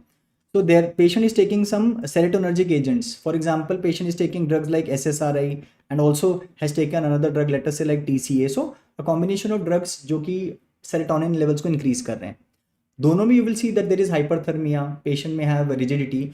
Also remember in Serotonin syndrome, you will see patient may have GI symptoms like patient को diarrhea हो गया, patient has myoclonus हो गया patient को. So these again points are hinting towards serotonin syndrome. I hope this is clear to everyone. NMS में you will see a picture of patient is on some dopamine antagonist drug. Serotonin syndrome में patient is on serotonergic drug. See the clinical picture and then try to answer. But what is the treatment? What is the treatment? अगर मैं आपसे पूछूं serotonin syndrome की क्या treatment है? Can anybody tell me? Very good. Can anybody tell me what is the treatment for serotonin syndrome? So you can use serotonin antagonist like cyproheptadine. Okay. Please remember these points. Okay. I hope this is clear to everyone. Right. Let's come to this question again. Beta, can you appreciate? The answer here is it is tardive dyskinesia. See, in the first generation we have discussed haloperidol has maximum EPS. Also, there are other drugs like chlorpromazine. Now, chlorpromazine is a first generation, but again, EPS is not much. Also, we know that it also blocks beta some other receptors like M receptors, alpha receptors, H receptors. तो बाकी receptors के blockage से क्या हो सकते हैं side effect, जैसे कि मस्करीनिक रिसेप्टर्स बेटा अगर ब्लॉक होंगे तो क्या हो सकता है एंटीकोलिनर्जिक साइड इफेक्ट्स जैसे कि blurring of vision, dry mouth, यूनिफिकल रिटेंशन. अल्फा के ब्लॉकेज से क्या हो सकता है हाइपोटेंशन. एच हिस्टामिनिक ब्लॉकेज से क्या हो सकता है सिडेशन हो सकता है. एंड वेरी इंपॉर्टेंट बेटा please remember this point we will discuss because of anti histaminic effect there is weight gain also. देखो वेट गेन यूजुअली हम सेकेंड जनरेशन में ज्यादा पढ़ते हैं metabolic side effect, but chlorpromazine is one of the drugs, remember, which has a moderate risk of weight gain. Please remember this point. And chlorpromazine mein, can anybody tell me one important finding you can see in the eyes? See for chlorpromazine, beta tell me what important finding you will see with chlorpromazine in the eye. So patient may develop corneal and lenticular deposits. So there may be deposits on the cornea and the lens. Also remember one more drug, let's discuss beta thioridazine. But R is coming na, remember R is coming. So what important finding you have to remember in the eye? Thioridazine can cause what? It can cause retinal pigmentation. Remember it can cause retinal pigmentation. And first generation में बेटा अगर आपसे पूछते हैं कि which has least EPS, so remember in the first generation thioridazine has least EPS. Even chlorpromazine is again a low potency drug, so it also has less risk of EPS, but of course EPS can occur. Maximum EPS किस में होगा बेटा first generation? Remember it is haloperidol. Very good. Let's now discuss better this question. So try to answer such question carefully beta. A 25-year-old female patient is suffering from schizophrenia for the past 1.5 years. She was started on olanzapine. What is olanzapine? Anybody? बेटा what is olanzapine? Olanzapine एक second generation antipsychotic है. It is a second generation antipsychotic. Very good. Thioridazine remember yes it can also increase the QT interval. Very good. It's a second generation olanzapine, second generation drug है and showed good respond but patient stop taking due to weight gain. We know that olanzapine is one of the drugs which has a side effect of weight gain and maximum weight gain. We have discussed clozapine and one more drug. So remember clozapine and olanzapine बेटा these are drugs which have high risk of weight gain. तो अब आप कौन सी antipsychotic choose करोगे which has low weight gain risk? Now can you tell me? Very good बेटा please remember this. देखो chlorpromazine is first generation, बाकी तीनों third generation है, but we have discussed chlorpromazine is also one of the drugs which has moderate risk of weight gain. Here you will choose aripiprazole. देखो aripiprazole is a partial D2 agonist. It's a partial D2 agonist. Very very important. We will discuss first generation and second generation का mechanism, but partial D2 agonist action किसका? aripiprazole का. We know about aripiprazole. Remember A to Z. These drugs have low risk of weight gain. These are second generation drugs but have low risk of weight gain. A से remember aripiprazole and Z से which drug? Remember ziprasidone. Very good. And ziprasidone का one side effect you can again remember like thyroidazine we discussed. Here also you can remember increase in the QT interval. Okay, so please remember this. Quetiapine is also second generation and also in some studies, animal studies, it has been shown it can also cause deposits on the lens, cataract can occur. So here the answer would be, but please remember it is aripiprazole. I hope this is clear to everyone now. I hope this is clear. Very good. Also remember if they ask you one more point about aripiprazole, remember it also has low risk of prolactinemia. Very important point. Please remember that antipsychotics क्या कर सकती हैं? Hyperprolactinemia. Remember we have discussed that point that in the tuberoinfundibular pathway, if we block dopamine, तो antipsychotics dopamine block कर रहे हैं, तो tuberoinfundibular pathway it is from hypothalamus to anterior pituitary. इस पाथवे में we know that dopamine is inversely related to prolactin. बेटा please remember this point. तो in antipsychotics what we are doing, we are decreasing dopamine antagonist दे रहे हैं, तो it can increase prolactin. Hyperprolactinemia can occur with antipsychotic, but one of the drugs, remember, aripiprazole has low risk of hyperprolactinemia. I hope this is clear to everyone. Acha, hyperprolactinemia, a female, she is taking antipsychotic, let us say risperidone.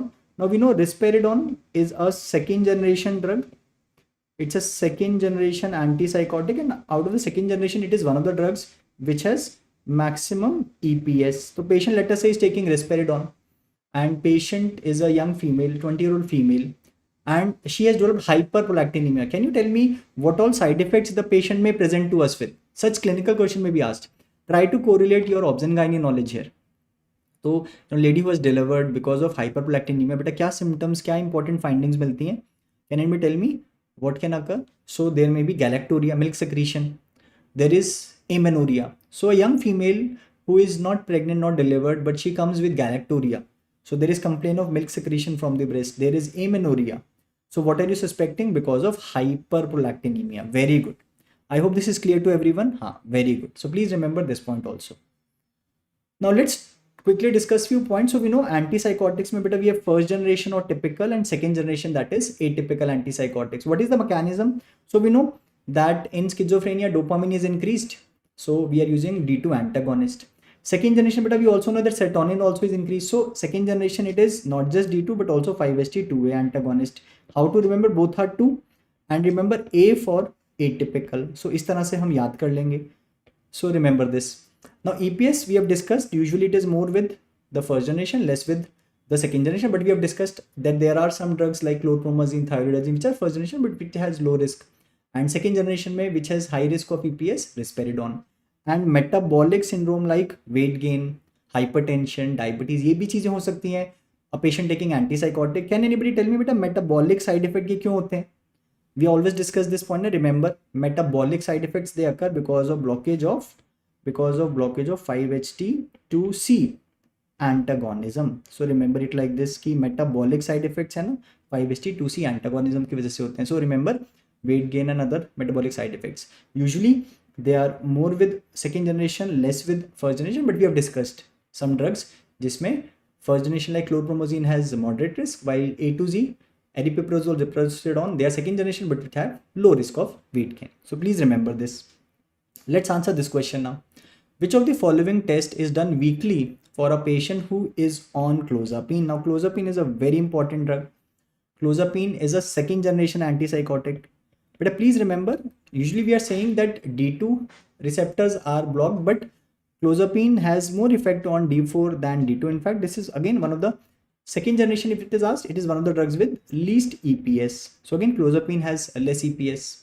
So please remember clozapine. But what is the test you are going to do? Very good. Can you tell me? All of you are saying it is CBC. Why you are going to do CBC? Can you tell me for which serious side effect? We'll discuss that.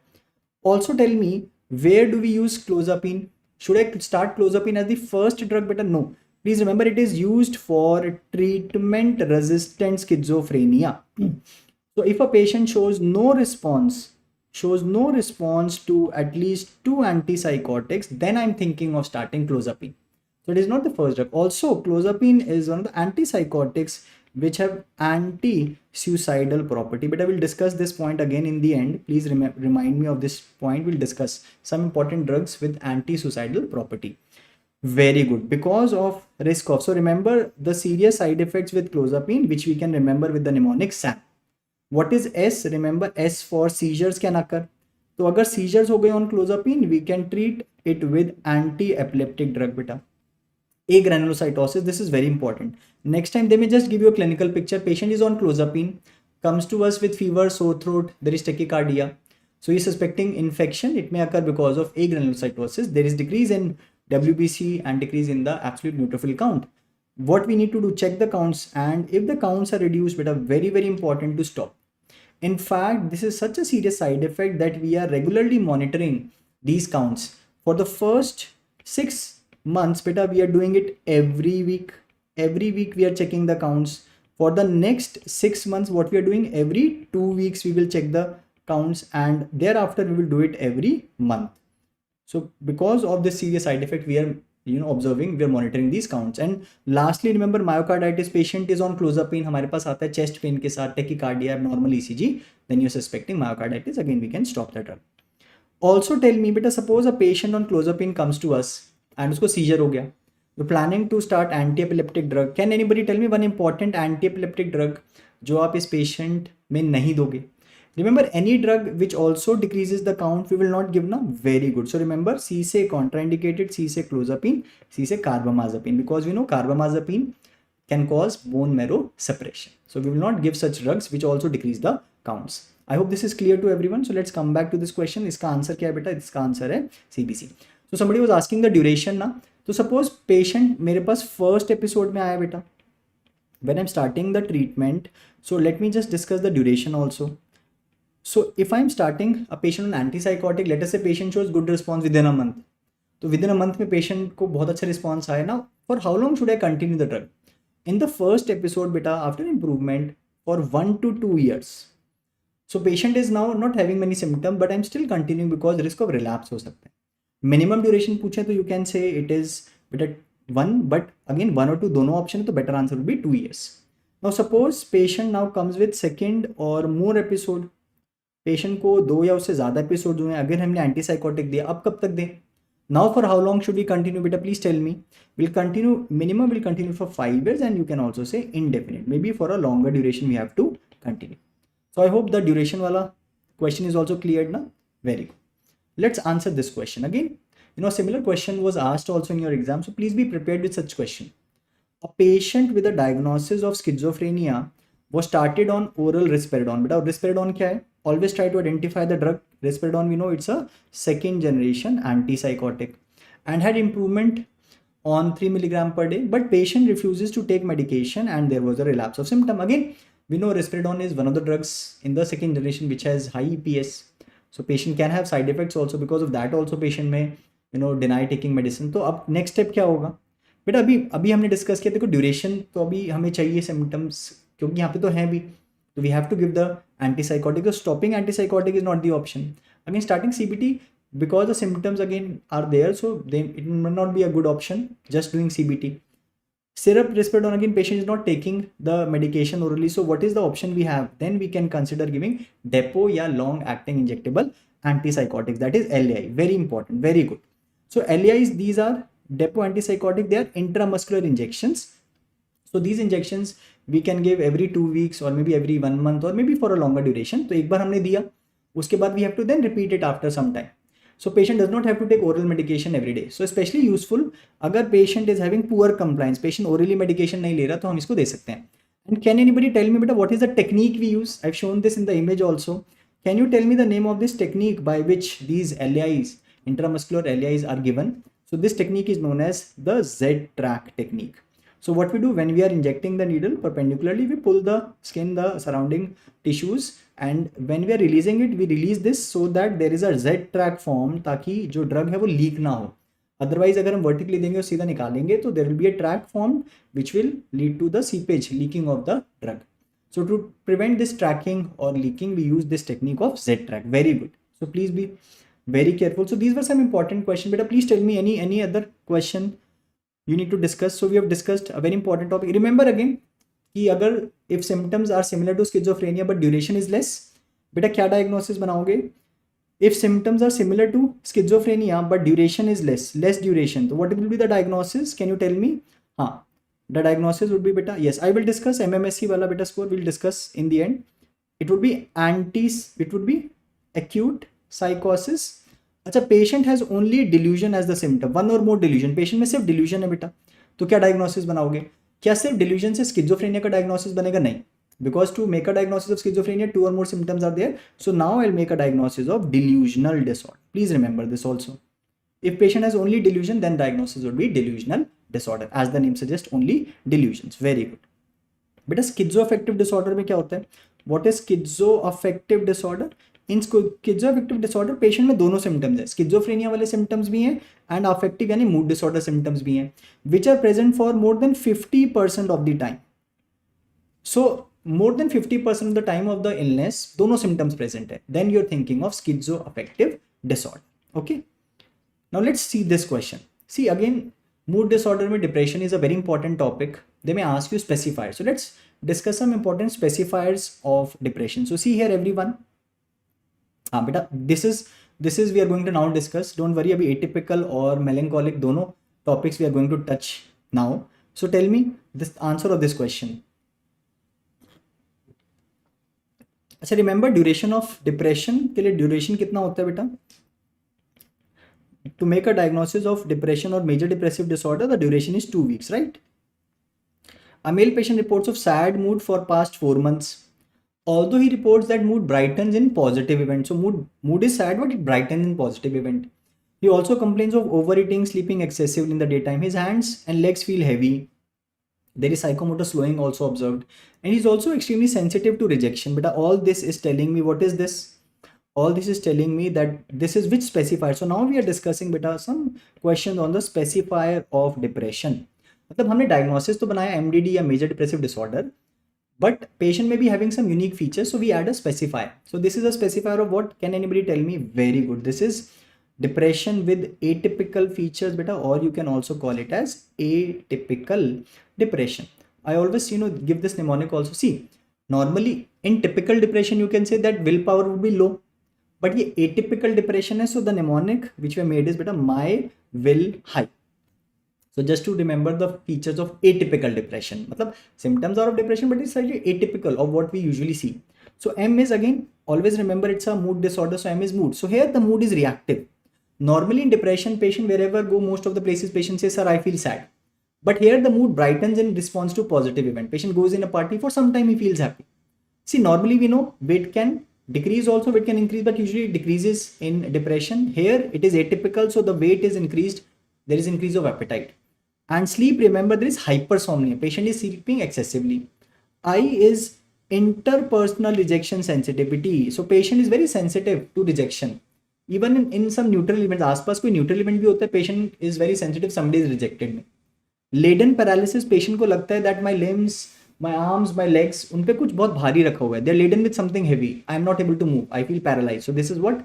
This is laden paralysis. So I hope this is clear, but these are all features of atypical depression.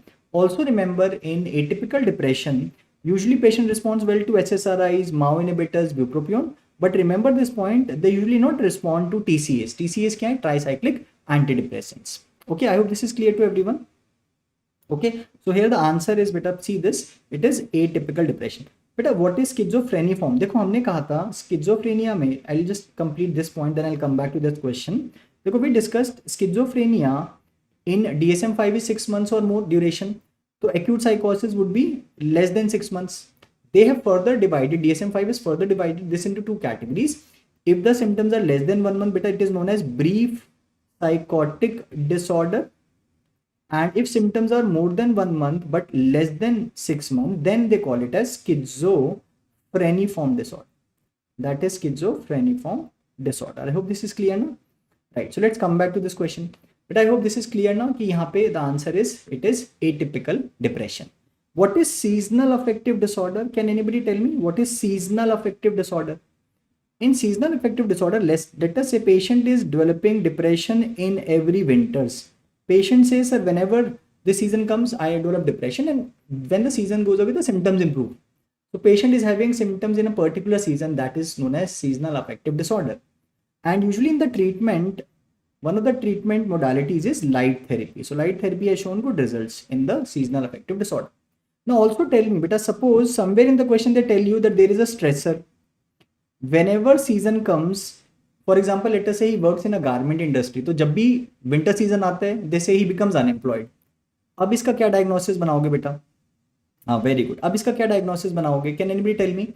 That they're telling कि in every winter patient has developing depression, but also in that season they are saying there is a stressor. So would you call this as seasonal affective disorder, or simply you will call it as MDD? Tell me what. Please tell me what would be this known as. See, if they are saying it is because of a stressor, then the diagnosis again I would make is MDD and not seasonal affective disorder. In fact, since here patient is getting episodes again and again, 2 or more episodes are there, so you can in fact call it as RDD, recurrent depressive disorder, and not seasonal affective disorder. Is this point making sense बेटा? Please tell me. है ना, patient को देखो adjustment disorder में तो हम कहेंगे कि डिप्रेशन का डायग्नोसिस ही फुलफिल नहीं हो रहा, वो हो रहा है, तो इट्स नॉट एडजस्टमेंट डिसऑर्डर, ठीक है. तो then I will not call it a seasonal affective because I am saying कि it may be because of the stressor and not the season. बेटा what is dysthymia? Please again appreciate this point. What is dysthymia? It's a milder form of depression. Patient has mild depression. And what is the duration? Beta, tell me, to make a diagnosis of dysthymia, what duration you are thinking? The duration is at least 2 years. And since the symptoms are mild, so patient's functional impairment, beta, functional impairment is less. These are all important clues, beta, for dysthymia. So here the answer is, remember, atypical depression. हाँ, अगर 2 साल तक symptoms हैं, beta, mild symptoms of depression हैं, functional impairment is less, then I am thinking of dysthymia. I hope this is clear to everyone. I'll come to melancholic depression in the next question. Okay, very good. Let's now see this question. A female patient is diagnosed with depression. Which of the following is not a characteristic of melancholic depression? See, melancholic depression again is a specifier. It is in fact a very severe form. It is a more of a severe form of depression. So tell me which of the following is not a specifier. Loss of pleasure or reactivity, excessive guilt, early morning awakening, weight gain or increased appetite. Let me see if you can answer this question. Okay, so please be very much careful about these questions. बेटा MDD में कितना duration होता है? Very good. So again we have discuss ना MDD का diagnosis बना. Depression का diagnosis के लिए बेटा इट इज 2 वीक्स. मेनिया के लिए what is the duration for mania? बेटा मेनिया जब हम बाइपोलर डिसऑर्डर पढ़ते हैं, मेनिया के लिए कितना होता है? 1 वीक. और हाइपोमेनिया के लिए कैन एनीबडी टेल मी बेटा? हाइपोमेनिया के लिए duration is 4 days. Please remember these points. Okay. हाँ, तो right answer is very good. Here the right answer is option D, that is weight gain. Here in fact there is weight loss or decrease in the appetite. So it is a more severe form of depression. You know, may be seen more in elderly, but it can occur even in young. So there is loss of pleasure to all the activities. It is such a severe form. Patient says, I don't get pleasure in any activity, and there is lack of reactivity to any pleasurable stimuli. यहाँ पे बेटा the mood is very severely low. So patient में report of empty mood और it is despair और profound डिस्पोडेंसी.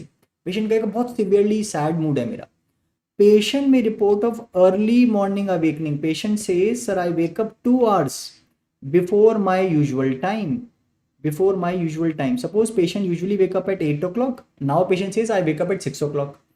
And patient says the symptoms are worst in the morning. When I get up, the mood is the worst. By afternoon, evening, it may improve. But please highlight patient may have excessive guilt. Patient is having too much of guilt. Okay. And here the patient may have weight loss, anorexia, and there may be also be disturbance in the psychomotor activity. Okay. We'll discuss better treatment. We'll discuss. Don't worry. So I hope this is clear now. Also see in depression, the risk of suicide increases, especially further increases. There is a risk of, suicide in this specifier, that is melancholic depression. So I hope this is clear now. Very good. Let's now see some points in the treatment beta. In the treatment of depression we have drugs, so we have antidepressants and also we have therapy. So drug of choice beta, what is the drug of choice for depression? It is SSRI. Why? Because of less side effects. And if I ask you beta, in therapy, what is the therapy of choice for depression? Remember the therapy of choice is CBT.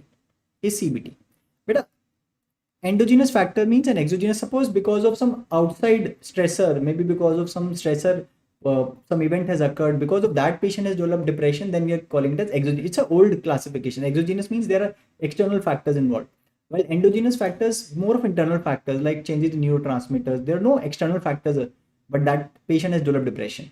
Okay. Yes, CBT. So drug of choice, remember, is SSRI. Therapy of choice is CBT. If they ask you better treatment of choice, see, the better answer would be combination, but you can write SSRI plus minus CBT. But if they specifically say in mild depression, then again you can go with CBT. So these are just some general points. And in the SSRIs, better let's discuss few points. So we know SSRIs are the drug of choice. Okay. हाँ बेटा 3 years की duration में symptoms दिए हैं, mild symptoms हैं, patient की functioning इतनी impaired नहीं, then I am thinking of dysthymia. Yes. See sertraline, fluoxetine, remember these names: paroxetine, citalopram, vilazodone. Okay, these are some drugs. If I ask you, beta, what is the most common side effect? Remember nausea, it is the most common side effect, but other side effects like diarrhea, constipation, dry mouth, very important, dry mouth can occur. Patient में से कि sir मुझे vivid dreams आते हैं जब से ये drug शुरू हुई है, I get sweating. Can anybody tell me बेटा what is the most common long term side effect of SSRIs? Anybody? After giving SSRIs for a long duration बेटा कौन सा साइड इफेक्ट हो सकता है? Anybody can tell me? Please remember sexual side effects like decreased libido, delayed ejaculation. So where we can use this side effect of delayed ejaculation? We can use this side effect in the management of premature ejaculation. Even hyponatremia can occur, especially in elderly. Drugs like escitalopram and other SSRIs, they can also cause hyponatremia. Very good.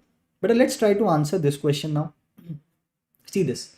A 27-year-old woman with a history of major depressive disorder, so it's a very important clue that she was having depression. Okay, is brought to the emergency. She's in state of confusion and is found to have dilated pupils. There is dry mouth, dry warm skin, hypotension. ECG is showing prolonged QRS duration. So can you tell me what you're suspecting and what is the drug responsible for these overdose? So they've given you the hint that it's an overdose symptom. Which drug are we suspecting?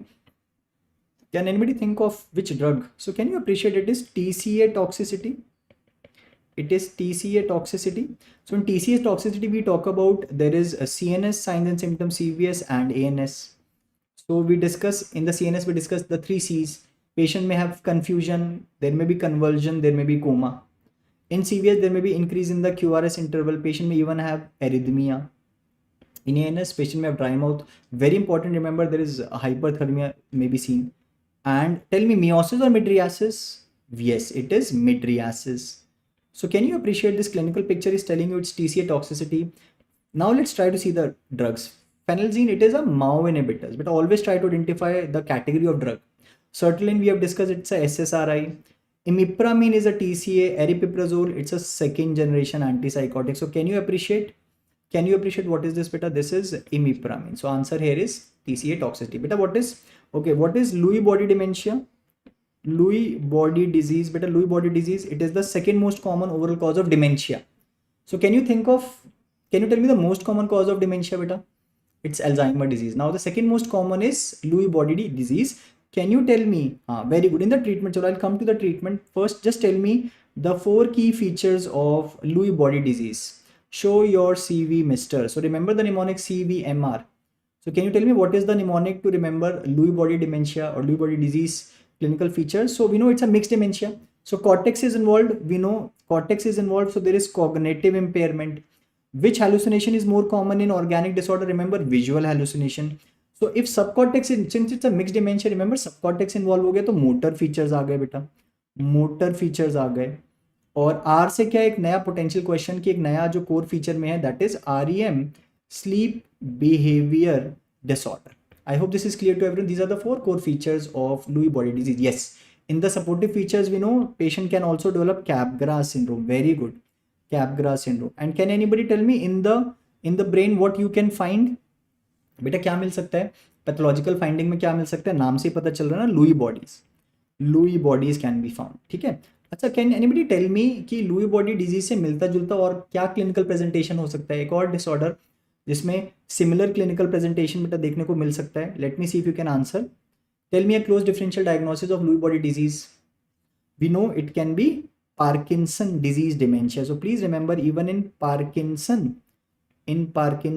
disease dementia also similar picture can be seen. It's a close differential diagnosis of Lewy body disease.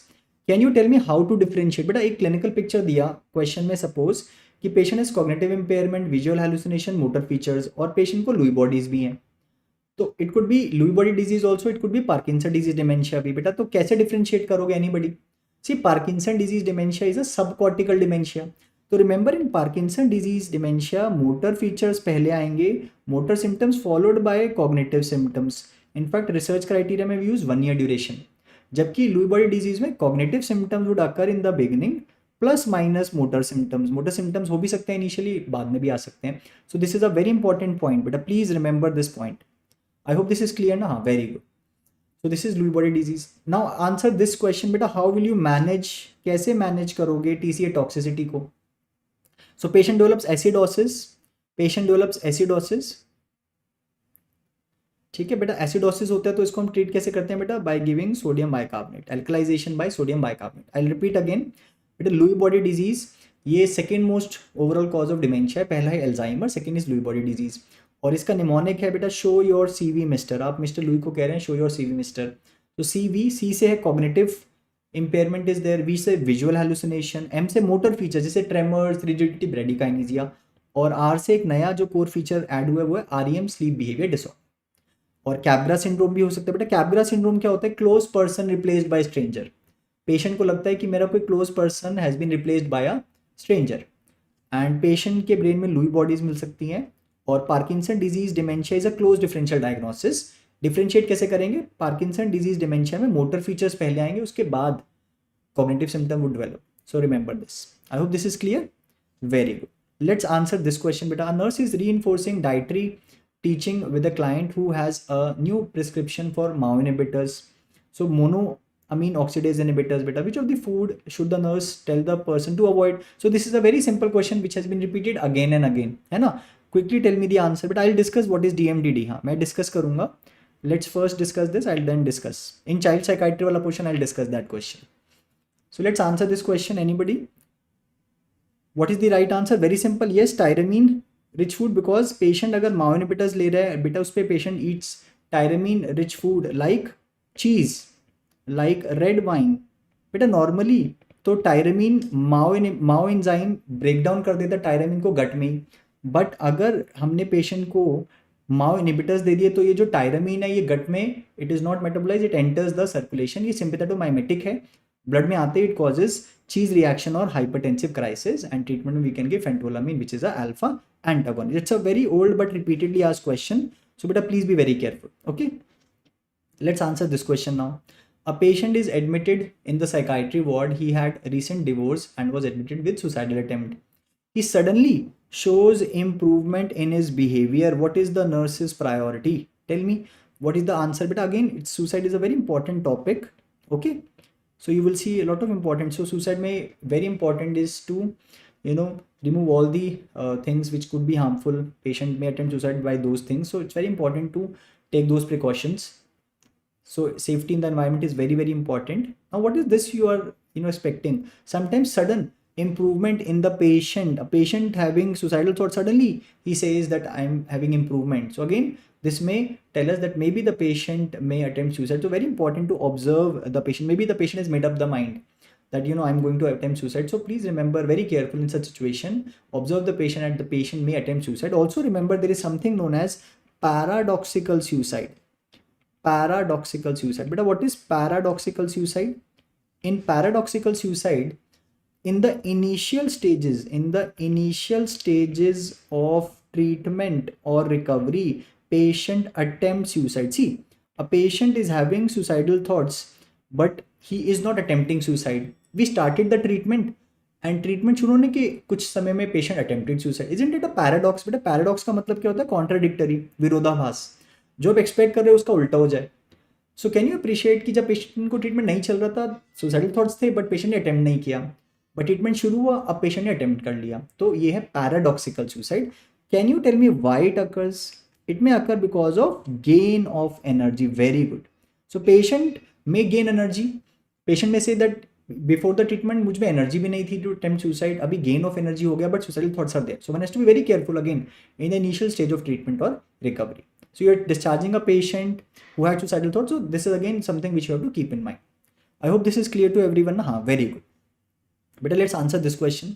A patient is diagnosed with bipolar disorder, is currently experiencing manic episodes. See, let's first talk about bipolar disorder. Let's first talk about bipolar disorder. Now, can you appreciate in bipolar disorder, we have bipolar 1 and bipolar 2. But what is bipolar 1? What is bipolar 1? Bipolar 1 is if the patient has at least one episode of mania, we call it bipolar 1 disorder. Patient may have depression also, other episode, but एक episode mania मतलब bipolar 1 disorder. And bipolar 2 is patient has depression plus hypomania but no mania. I hope this is clear na? So please remember this.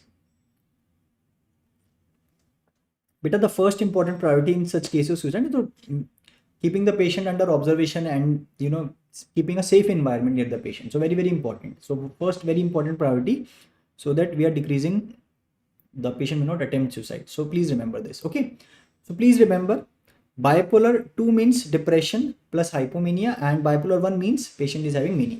So please remember this very important point. Beta suppose question में they are giving you a question in which उन्होंने आपको बोला कि patient को manic या hypomanic symptoms हैं. I hope you remember the symptoms of mania hypomania. Remember we make the diagnosis with this mnemonic me dig fast. Okay, me dig fast. Okay, and we have discussed mania की duration is 1 week and hypomania के लिए the minimum duration is 4 days.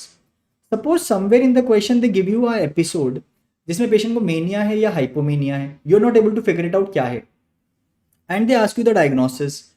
One option is bipolar 1 disorder, beta one option is bipolar 2 disorder. Can you tell me what diagnosis would you make? My question is, suppose somewhere in the question they have told you patient has come to us with manic or hypomanic symptoms, but you're not able to figure it out कि mania या hypomania है, and they've asked you the diagnosis. In the option 1 is bipolar 1 and one option is bipolar 2. Can you tell me what diagnosis would you make beta? Anybody? क्या diagnosis बनाओगे बेटा? पहले एक बार इस question पे आते हैं, then I'll come to this question. First answer this question.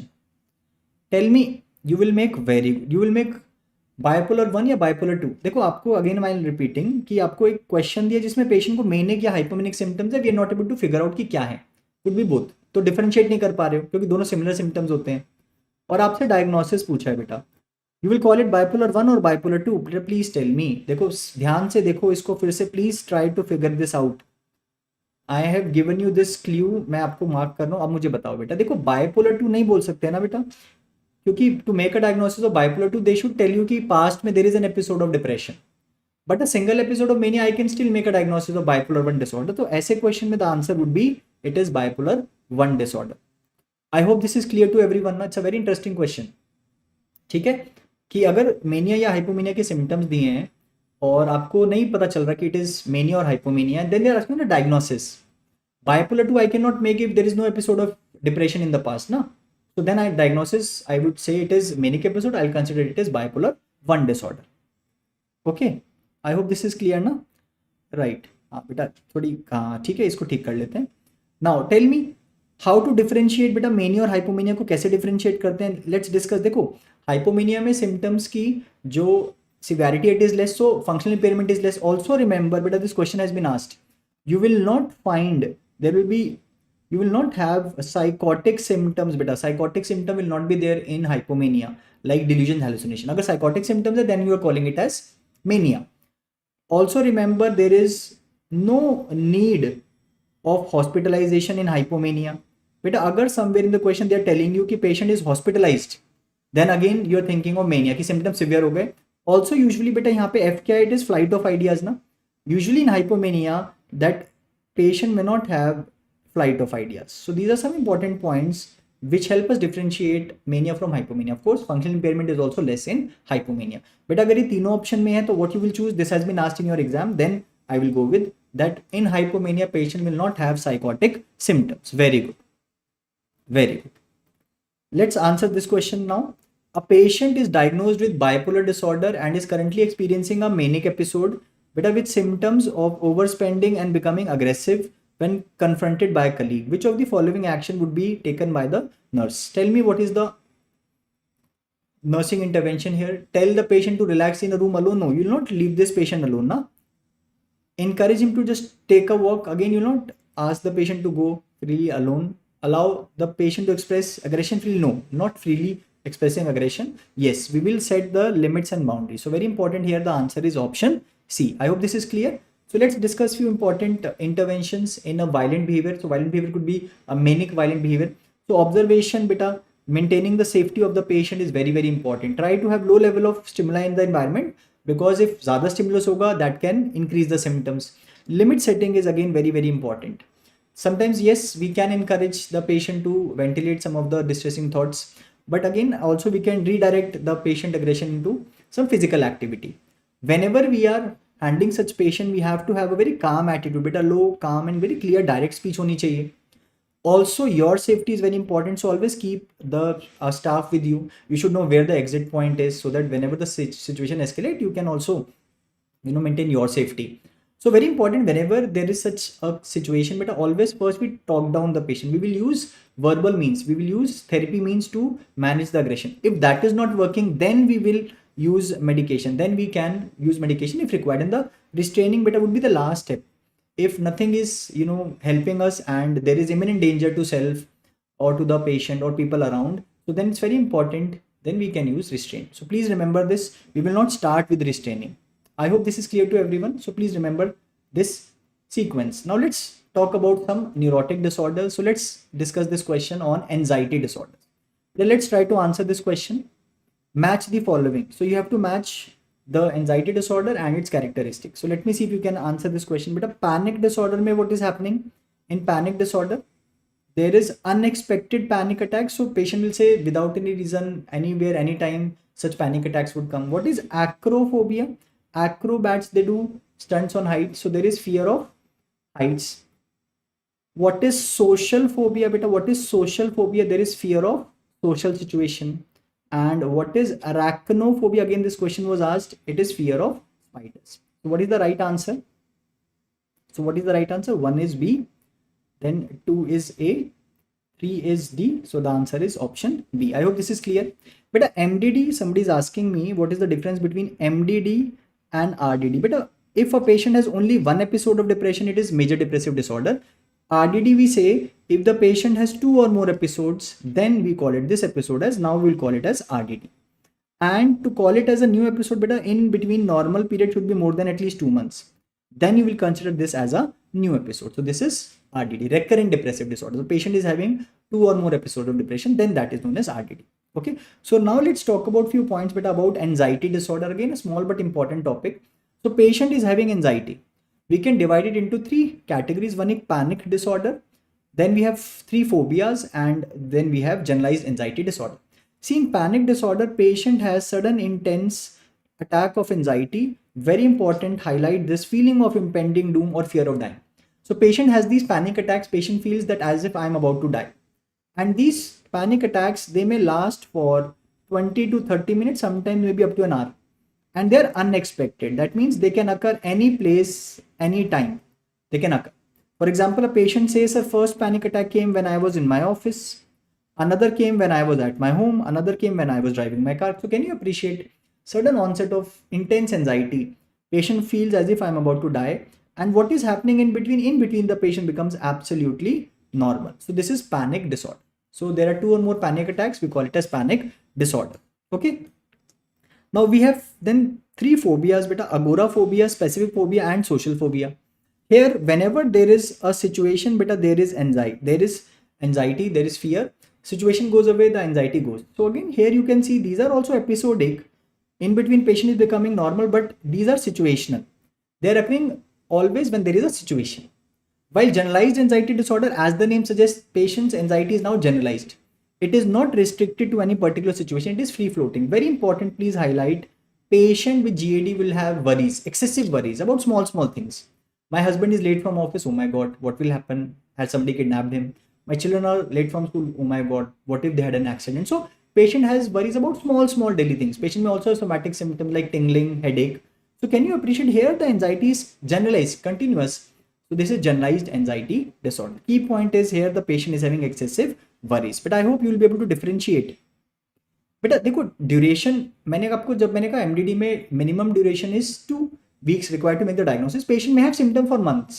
Usually we say that a patient may have a depressive episode for 6 months to even 13 months.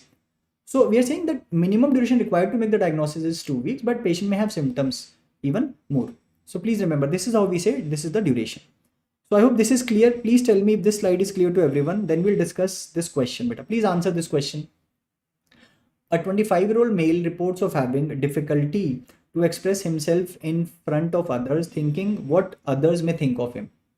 He often avoids going to parties, thinking of doing something which may cause him embarrassment. His friends notice him avoiding cultural club meetings for the past 8 months. What is the likely diagnosis? So can you tell me? But again, duration, we may have to continue for maybe year. Treatment maybe for years. Yes.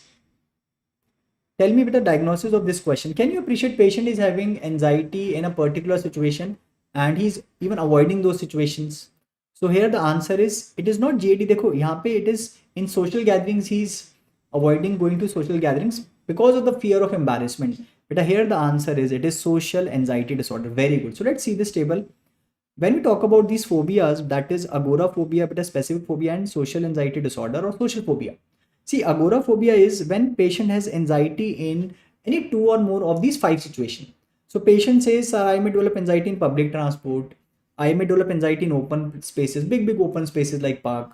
Sir मुझे close spaces lift में anxiety हो जाती है, मुझे crowded places या line में खड़े होकर एंजाइटी हो जाती है, और I develop anxiety by going alone outside of my home." So the key point is, if patient has anxiety in two or more of this situation, concept is कि patient is having anxiety ऐसी situation में जहां से निकल पाना, escape करना is difficult. So then we call it as agoraphobia. But a specific phobia means patient is having fear of a specific object or situation. So again, it's a big list. Let's discuss some of the important specific phobias. But what is allurophobia? Fear of cats. What is acrophobia? Acrobats, they do stunts on height. It is fear of high places. Claustrophobia is fear of closed spaces. What is nyctophobia? Nyctophobia is fear of darkness. Cynophobia is fear of dogs. Misophobia is fear of dirt. Xenophobia, see, in pathology we read xenograph when it is taken from a different species. So xenophobia, fear of strangers. Zoophobia, fear of animals. And remember, thanatophobia is fear of death. Okay, so please remember some of these phobias. Arachnophobia, fear of spiders. So this is specific phobia. And lastly, it is social anxiety disorder. See, remember, all these anxiety disorders are more common in females than male, but social phobia is equally prevalent, but equally prevalent in male and females. देखो actually में the fear is not of the situation पर से, but fear of embarrassment, कि ऐसी situation में जाके I may not do any activity which will embarrass me in front of others. So very important key point, remember this. Now answer this question बेटा. If in the question they tell you that the patient is having anxiety or fear of using a lift, can anybody tell me the diagnosis? So let me see if you can tell me the diagnosis. Tell me, what is the diagnosis? A person is having fear of using lift. What diagnosis would you make? Is it agoraphobia or specific phobia? Chalo, I'll ask you more specifically. Is it agoraphobia or specific phobia? देखो, patient is having anxiety only in one situation. So I'll not call it agoraphobia. Here I can say it is specific phobia. Which specific phobia? It could be claustrophobia. So for agoraphobia, remember, anxiety should be in two or more situations. Very good. Yes. So the right answer would be then specific phobia. Very good. So let's answer this question. Now, when we talk about the treatment of the phobias, so patient is having a fear of a particular situation. So how will you treat? Drugs would be a better option, or therapy? See, therapy is used. So female patient reports an intense, overwhelming fear of driving a car. The fear has disrupted all elements of patient's life, and the patient does not go to the grocery store unless someone goes along with her. Has relinquished her job and has few social contacts. So because of this fear, see how her functioning is also getting affected. So now can you tell me what is the treatment? Beta, we will use behavior therapy. Very good. We will use behavior therapy for specific phobia, agoraphobia. Behavior therapy is, which is the behavior therapy of choice? Remember, it is systematic desensitization. So systematically, stepwise, we are trying to desensitize the anxiety. Very good. So yes, so behavior therapy, systematic desensitization would be used. So please remember this point. Okay, I hope this is clear. Very good. Let's answer this question now. A 35-year-old male on vacation was struck in an earthquake. He was rescued after 3 days. On returning in homeland now, over the past 3 months, he reports of getting distressing dreams and flashbacks about the incidents. He avoids going out of his city despite necessary for his office work. So can I say that functional impairment has also started? But what is the likely diagnosis here? Can you tell me what is the diagnosis here, beta? See, there was a stressor, very significant, very major life-threatening stressor, I can say. And because of that, now for more than 1 month, he's having distressing dreams, flashbacks. So what is this symptom? Can I say this is intrusion wala symptom? He's also avoiding going to outside of the city for work. So also can I say there is avoidance wala symptom? And the duration is 1 month or more. Now you tell me. So remember that mahi wala symptom we have discussed. So the right answer here is, is it PTSD or is it acute stress disorder? But the duration also is a very key word in the mental nursing questions. So please remember here the answer is it is PTSD. Very good. So let's discuss this topic beta. When in the question they tell you some major life threatening event, like in this they have told you the patient, he has experienced such a major threatening event. There is a violent accident, patient has experienced war, or there is some life threatening illness. So patient can develop PTSD, post-traumatic stress disorder, or acute stress disorder. The symptoms are similar, but duration is less. For PTSD beta, the duration is at least 1 month or more, and acute means less duration, so the duration is less than 1 month. And what are the symptoms? We remember it with the mnemonic. So when Mahi is batting, he's a trauma for the opponent. So the mnemonic we use is Mahi. Okay, so M is mood and cognition. So patient may develop negative mood, negative thoughts after that trauma. Very important is avoidance. Patient is avoiding things which are related with the trauma. Like in this situation, he's now avoiding going out of the city. Hyperarousal symptoms may be there, like poor concentration, sleep disturbance. And again, very important, but intrusion symptoms, re-experiencing symptoms. He's re-experiencing the trauma again and again in the form of flashbacks, in the form of distressing dreams. Next time they may just ask you, they will give you symptoms like a flashback. It is in which category of symptoms in PTSD? So we know it is an intrusion symptom. So nowadays we say it is AI ka zamana, no? So remember AI, avoidance and intrusion symptoms. Very good. And in the treatment, tell me quickly, what is the treatment? What is the preferred treatment for managing PTSD? Well, the treatment of choice would be in therapy. Which therapy we use? Please remember it is CBT. Very good. We can also use another is EMDR, that is eye movement desensitization and reprocessing therapy. But remember the preferred treatment is, or the therapy of choice is, cognitive behavior therapy. I hope this is clear to everyone. Very good. I hope this is clear. So always see the duration, but whenever you are answering such question, try to identify which symptoms are given and then also try to see the duration. Sometimes when you are answering such question, always try to rule out other options. Is it agoraphobia? No, it is not agoraphobia. They're not listed, 5 situations which we have discussed. In generalized anxiety disorder, patient is having anxiety in all the domains. Here the anxiety is only in particular areas. So out of ASD and PTSD, we can differentiate on the duration. Okay, so I'm also trying to tell you how to differentiate all the other options so that you can rule out the options to get to the right answer. Let's answer this question. A female presented with history of frequent hand washing, often to the point of skin irritation. She reports intrusive thoughts about contamination and germs which lead to intense anxiety and distress. What is the most likely diagnosis? Okay. Another, I think half an hour maybe we'll wrap up it. I'm just trying to discuss some important points, right? So tell me, what is the right answer here? But can I say patient is having some repetitive thoughts and there is some repetitive behaviors? So it is OCD. Very good. So remember the mnemonic we have discussed, Rosie. So different types of obsessions we have discussed. So they are repetitive. Patient's own thought, very important, but a patient considers them senseless. He tries to resist, but these are irresistible. And compulsions are repetitive acts. Now tell me, OCD, obsession and compulsion, it's a disorder of flow, content, form or possession. Very important, remember, it's a disorder of possession of thought. Also quickly tell me, beta, most common, which is the most common obsession, second most common, tell me, most common compulsion, second most common compulsion. So let me see if you can answer, which is the most common obsession. Remember, obsession of contamination. Second most common obsession is pathological doubts. Patient is having doubts again and again, whether I have switched off the light or not, whether I bolted the door or not, whether I have turned off the gas knob or not. तो बार बार ऐसी doubts आ रही हैं. Remember, patient को पता है ये senseless है, irrational है, but ये फिर भी बार बार आ रही है. C for compulsion, beta, most common compulsion is C for checking. Patient is now checking everything. Washing is the second most common compulsion. Also, beta, there can be other obsession, other compulsion. For example, patient is now arranging everything symmetrically, symmetry or precision. So many obsessions and compulsion. So patient is doing something again and again. Patient knows it is wrong, tries to resist, not able to resist. Most common pattern, beta, अगर पूछा जाए, most common pattern of OCD अगर मैं आपसे पूछूं, then what would be the answer? Pattern of OCD. Then tell me the right answer would be, it would be then contamination and washing. Okay. So please remember this point. So here the right answer is, it is OCD.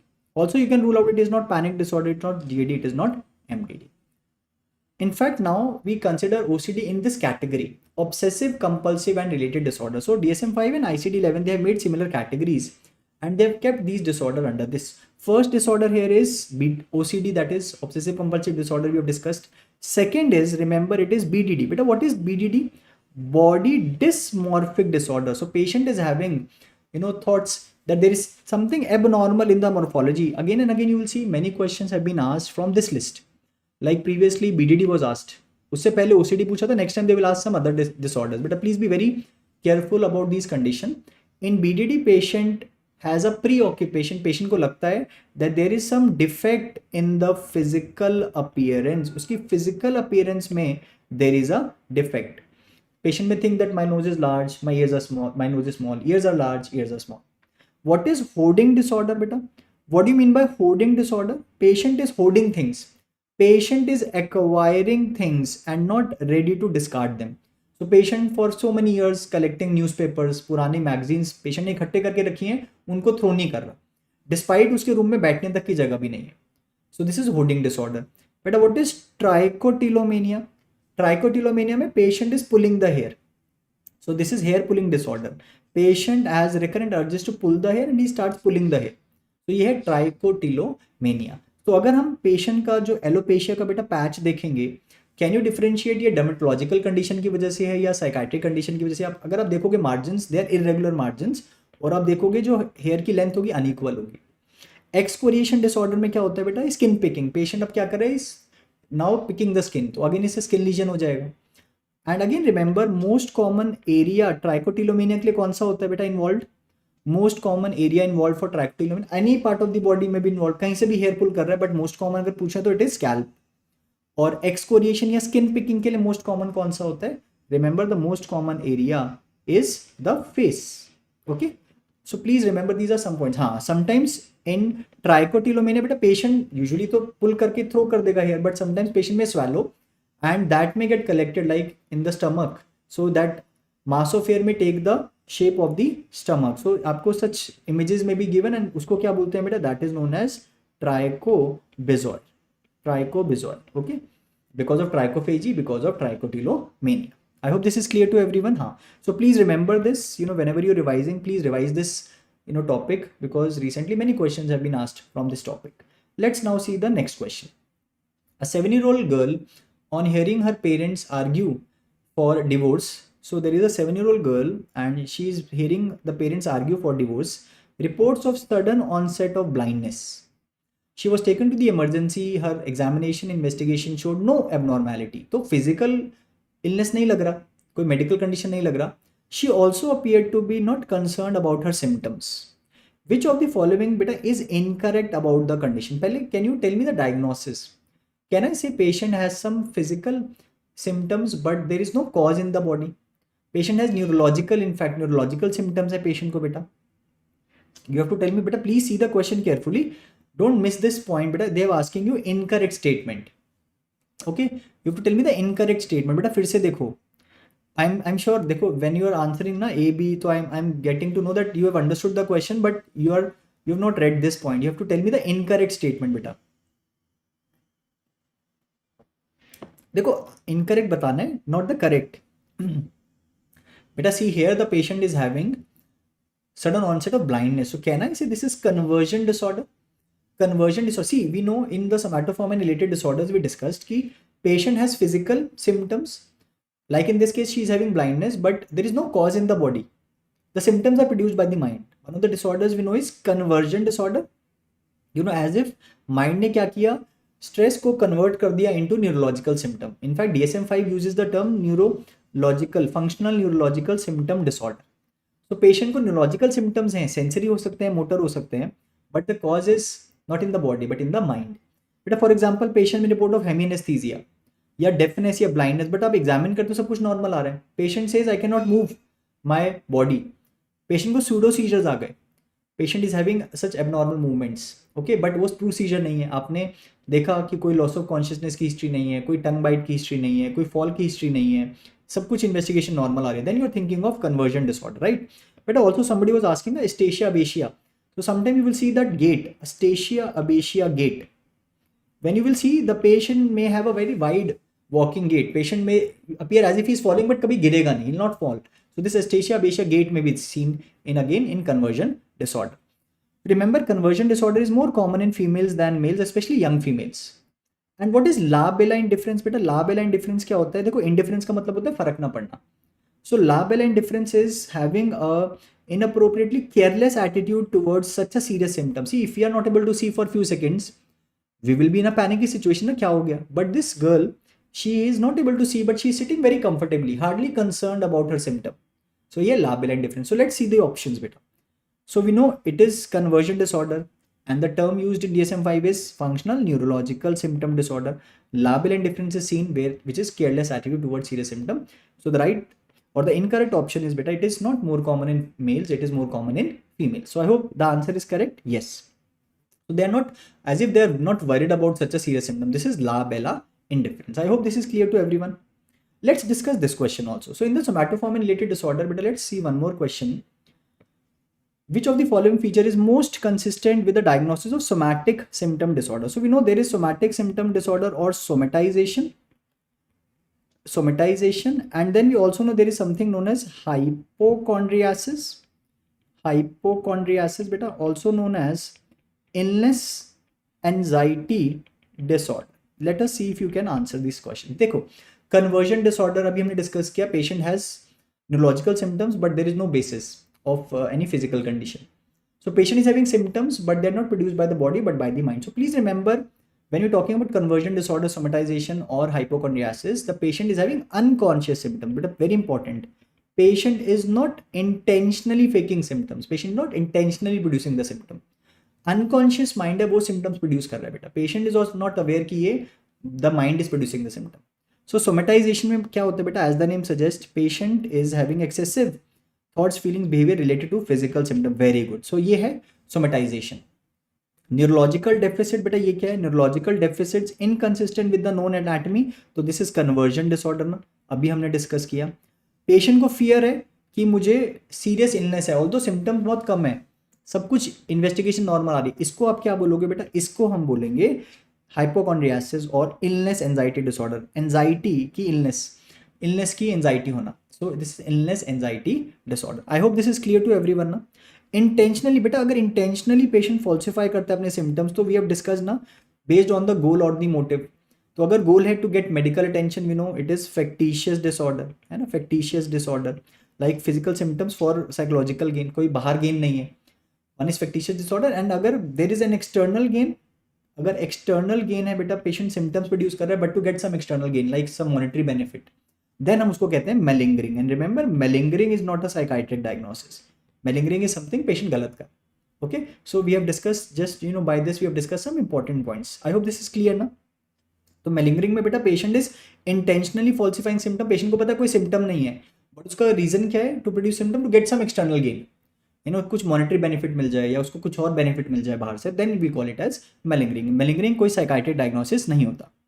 I hope this is clear to everyone. So we have covered, I just quickly recap बेटा. In the somatoform and related disorders we have discuss conversion disorder जहाँ पे neurological symptoms हैं, somatisation जहाँ पे patient को और system के symptoms हो सकते हैं जैसे जीआई सिम्टम्स हैं या फिर कार्डियोवास्कुलर सिम्टम है. ऑल्सो दोनों में डिफरेंशिएट करो बेटा. कन्वर्जन डिसऑर्डर में तो patient is not caring about the symptom, जबकि सोमेटाइजेशन में पेशेंट बहुत वरीड है सिम्टम्स को लेके. एंड वी हैव डिस्कस बेटा hypochondriasis.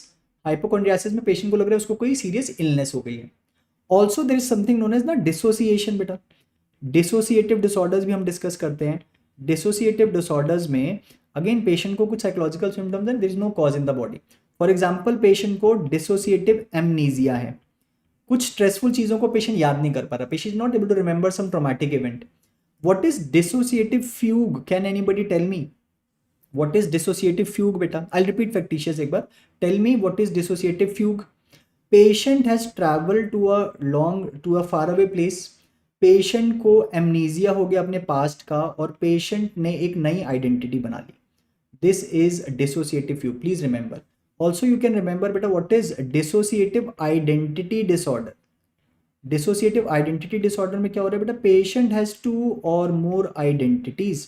Normally all of us have one identity, but एक पेशेंट है जो एक समय पे एक आइडेंटिटी है और दूसरे समय पे there is a different identity, and both these identities are unaware of each others existence. तो इस तरह का सिचुएशन देते then you are thinking of dissociative identity disorder. Very good. Yes, हाँ. तो प्लीज रिमेंबर, फ्यूग में the patient is travelling to a distant place, कुछ stress हुआ, mind made the patient travel to a new city later से, उसको पुरानी चीज़ों का अमनीजिया हो गया एंड उसकी एक नई आइडेंटिटी क्रिएट हो गई. Patient is not doing this, patient is not falsifying symptom, उसको भी ये याद नहीं है, तो mind, unconscious mind is producing these symptoms. I hope this is clear. देखो just give me a thumbs up if you have understood dissociative disorder, conversion, somatization and hypochondriasis. ये चारों terms if you are clear then I will move ahead. Let me know. Factitious disorder बेटा क्या हो रहा है, what if the patient is intentionally falsifying symptoms, की patient को पता है कोई सिम्टम नहीं है but he is intentionally saying I am having symptoms, so it could be factitious disorder. No, factitious disorder में the goal is to get medical attention. Patient needs medical attention, that doctor, nursing officer, hospital staff pays attention to me. There is no other goal. Although it is intentional falsification, but still we consider it as a psychiatric diagnosis. Jabki if the goal is to get external gain, beta, then we are thinking of malingering. Okay, very good. Right. So we have discussed this beta. Now let's talk about substance wala topic, and then just few more miscellaneous topics we'll discuss. Now this is a very important topic, beta. Please see this. Mr. Johnson, a chronic heavy drinker, presents to the emergency room with confusion, disorientation and visual hallucination 48 hours after stopping alcohol consumption. Vital signs reveal increased heart rate, elevated blood pressure. What is the most likely diagnosis? But again, generally ना बहुत patchy amnesia होगा. It is not that it will be retrograde. Sometimes patient may not be able to remember just 2-3 hours of his life, just 1 or 2 days. That specific area, in fact आप देखोगे unpatchy area मिलेगा आपको amnesia में. That is why you're again thinking of dissociative rather than an organic cause of amnesia. So here the right answer is beta, it is alcohol withdrawal na, and it is delirium tremens. Why you are saying delirium tremens? Remember we discussed na ACDC. If any of these points are mentioned, it's telling us consciousness is impaired. Now we are thinking of delirium tremens. So let's discuss this very important table. Let us say a patient was taking alcohol every day, let us say 1 bottle 750 ml of alcohol. Now he suddenly stops. So the time after decreasing or stopping alcohol, in the first 6 to 8 hours, patient may come to us with which is the most common withdrawal symptom of alcohol. It is tremors. Patient may have other symptoms like increased blood pressure, there may be sweating, even mydriasis can be seen. Okay, all these signs and symptoms can occur. If this withdrawal state continues in the next 8 to 12 hours, patient may develop alcoholic hallucinosis like auditory hallucination, even other hallucination like tactile, visual hallucinations can occur. In 12 to 24 hours, better, now the patient may develop even seizures. And these are generalized tonic-clonic seizures, also known as REM fits. They may occur in clusters. In few hours, patient may multiple seizures. So cluster में हो सकते हैं cluster seizures. And up to 72 hours, but a peak in 48 to 72 hours, patient reaches the hospital, says, I am at my home. So can I say disorientation has started? So now what is this? Beta, this is delirium tremens. Delirium tremens में भी तो hallucinations हो सकती है ना, but कौन सी common ज़्यादा होंगी? Visual hallucination. Of course, tactile, auditory, these can also occur. I hope you will be able to differentiate the different stages of alcohol withdrawal if they ask in the question.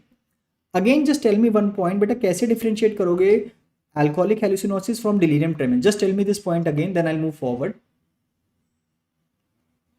How will you differentiate alcoholic hallucinosis from delirium tremens? दोनों में they would give you that patient has stopped taking alcohol. See, duration is not the right way. Hallucination is not the right way. Please remember, नहीं देखो, please remember delirium का मतलब क्या है बेटा? Impairment of consciousness. So somewhere in the question you are able to see that consciousness is now impaired. Then I am thinking of, okay. Please remember this. So I hope this is clear now. Tell me what is ACDC? What is ACDC beta? Let me see if you can tell me beta what is ACDC. Altered sensorium बेटा, clouding of consciousness, disorientation या confusion. बेटा again हम withdrawals को ना check करते हैं by the scale CIVA-AR.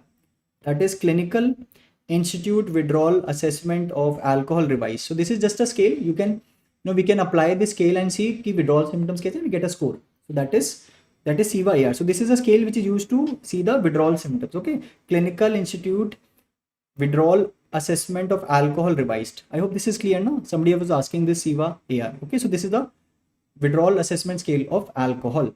Let's answer this question. But a patient comes to us in alcohol withdrawal. Let's see how to manage. A man with a history of alcohol intake presents in the hospital with tremors, disorientation to time, place, person, auditory hallucination 2 days after stopping alcohol. So can I make a diagnosis? This is delirium tremens now because disorientation has started.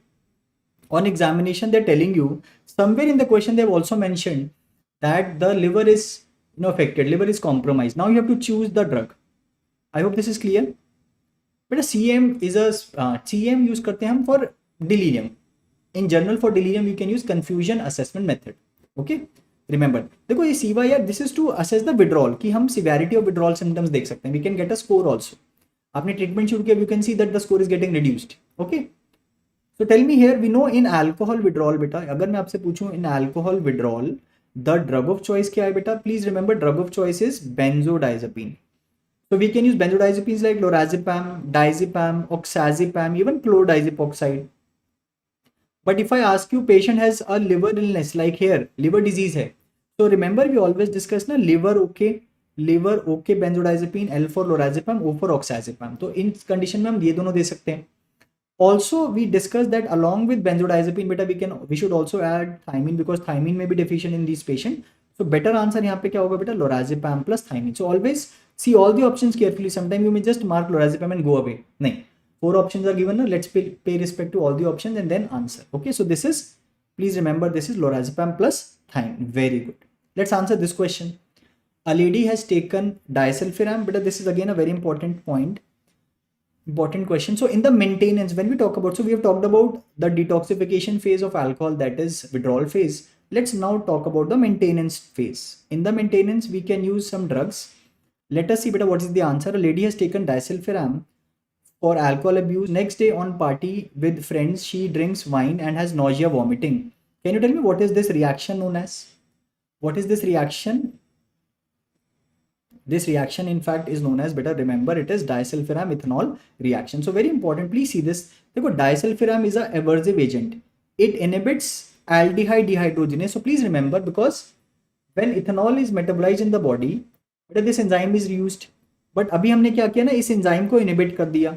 So patient now when he takes alcohol over disulfiram, उसकी body में बेटा क्या increase हो जाता है? Can anybody tell me this point? Acetaldehyde. Very good. Acetaldehyde. It increases, and an excess of acetaldehyde क्या होता है? It is toxic. It produces, you know, some symptoms, unpleasant symptoms like nausea, vomiting, flushing. Also remember, but when I'm starting disulfiram, please remember this point. So last alcohol drink should be at least 12 hours back, or some guidelines say 12 to 24 hours. Then I will start disulfiram. Also tell the patient when he stops taking disulfiram, even up to 2 weeks, patient of the last dose of disulfiram beta can develop this disulfiram alcohol reaction. Also remember that warn the patient that alcohol कभी कभी बेटा food जैसे vinegar में होती है, perfumes colognes में भी small amount of alcohol, cough syrup में भी होता है, वो भी प्रेसिपिटेट कर सकते हैं डाइसल्फिराम इथेनॉल रिएक्शन को. So please remember this very important point. I hope this is clear to everyone. I hope this is clear ना, राइट. ऑल्सो टेल मी बेटा one drug we have used disulfiram. Tell me two anti craving agents. Tell me two anti craving agents which we can use बेटा for alcohol. Though anti-craving agents, FDA approved anti-craving agents, quickly tell me to decrease the craving. One starts with N, one starts with A. Quickly tell me what is this? One is naltrexone beta. Please remember naltrexone. Naltrexone is a opioid mu antagonist, and another is acamprosate. Another is acamprosate, which is a NMDA antagonist. So these are FDA approved anti-craving agents for alcohol. But tell me, why do we use thiamine? Why we give thiamine? देखो, they may also give you a clinical picture जिसमें patient is taking alcohol like this. Let's see this question in fact. Tell me, Wernicke's and Korsakoff in alcoholic patient occurs due to deficiency of. Tell me the answer of this question beta. Very simple now. These are alcohol induced neurocognitive disorder. देखो इसमें they may not give you that withdrawal वाला history. Patient is taking alcohol and he develops some neurocognitive disorders. So Wernicke's, we know what symptoms, Goa वाले symptoms ना, global confusion, O से ophthalmoplegia. Patient आ रहा है, patient says मेरी eyes are divided to one side, and patient may have ataxia. Patient बार बार गिर रहा है. So you're thinking of Wernicke's. And treatment बेटा cause is thiamine deficiency ना. Please remember, because of thiamine deficiency ना, तो treatment में we will give vitamin B1 thiamine. Korsakoff थोड़ा chronic sequelae है, और कॉर्सकॉफ में इंपॉर्टेंट सिम्टम इज बेटा एमनीजिया हो गया. And also remember confabulation. Confabulation का मतलब क्या होता है? पेशेंट को याद नहीं आ रहा and he is trying to fill the memory gaps with false stories. Again the cause is thiamine deficiency, तो treatment again is vitamin B1. Again some symptoms में still remain, so we say it is partially reversible और irreversible, जबकि Wernicke's encephalopathy बेटा is always we know it is reversible. अच्छा, also remember whenever you are giving a alcohol wala patient, please remember this point. In a patient having alcohol, taking alcohol, and you are now trying to give glucose in this patient. बेटा patient को hypoglycaemia है, आप alcoholic patient में glucose दे रहे हो. Can you tell me what important point you need to remember? Whenever we are giving IV glucose to this patient, always remember we will give thymine along with or followed by glucose. Very very important point, please remember this point. Okay, yes, amnesia mein beta both amnesia can occur, but here remember anterograde is more than retrograde amnesia. Okay, can anybody tell me this? No, this, I hope this is clear now. So whenever you're giving a patient who is having an alcohol history, taking alcohol for a long duration, you're giving IV glucose, always give thymine followed by glucose. Second extra point, beta, tell me, a patient has Goa wala symptoms, you have given vitamin B1, you're suspecting thymine deficiency, but there is no response. But a patient has no response to thymine. Dekho, if it would have been Wernicke's, patient would respond, but there is no response now. Then can anybody tell me what would be the next step? But the next step would be what? What would you now give? Ab kya doge? See, you're thinking of Wernicke's, but it is not Wernicke's. So a picture may be very similar to Wernicke's. It is pellaggric encephalopathy. So even in pellaggric encephalopathy, patient may have similar symptoms, Goa wale symptoms. So now I am giving in the management niacin. So please remember this point also. Very good. Okay, so this may be also asked. Okay, so this is, remember, Wernicke's and Korsakoff syndrome. These are alcohol-induced neurocognitive disorders. Let's now see this question.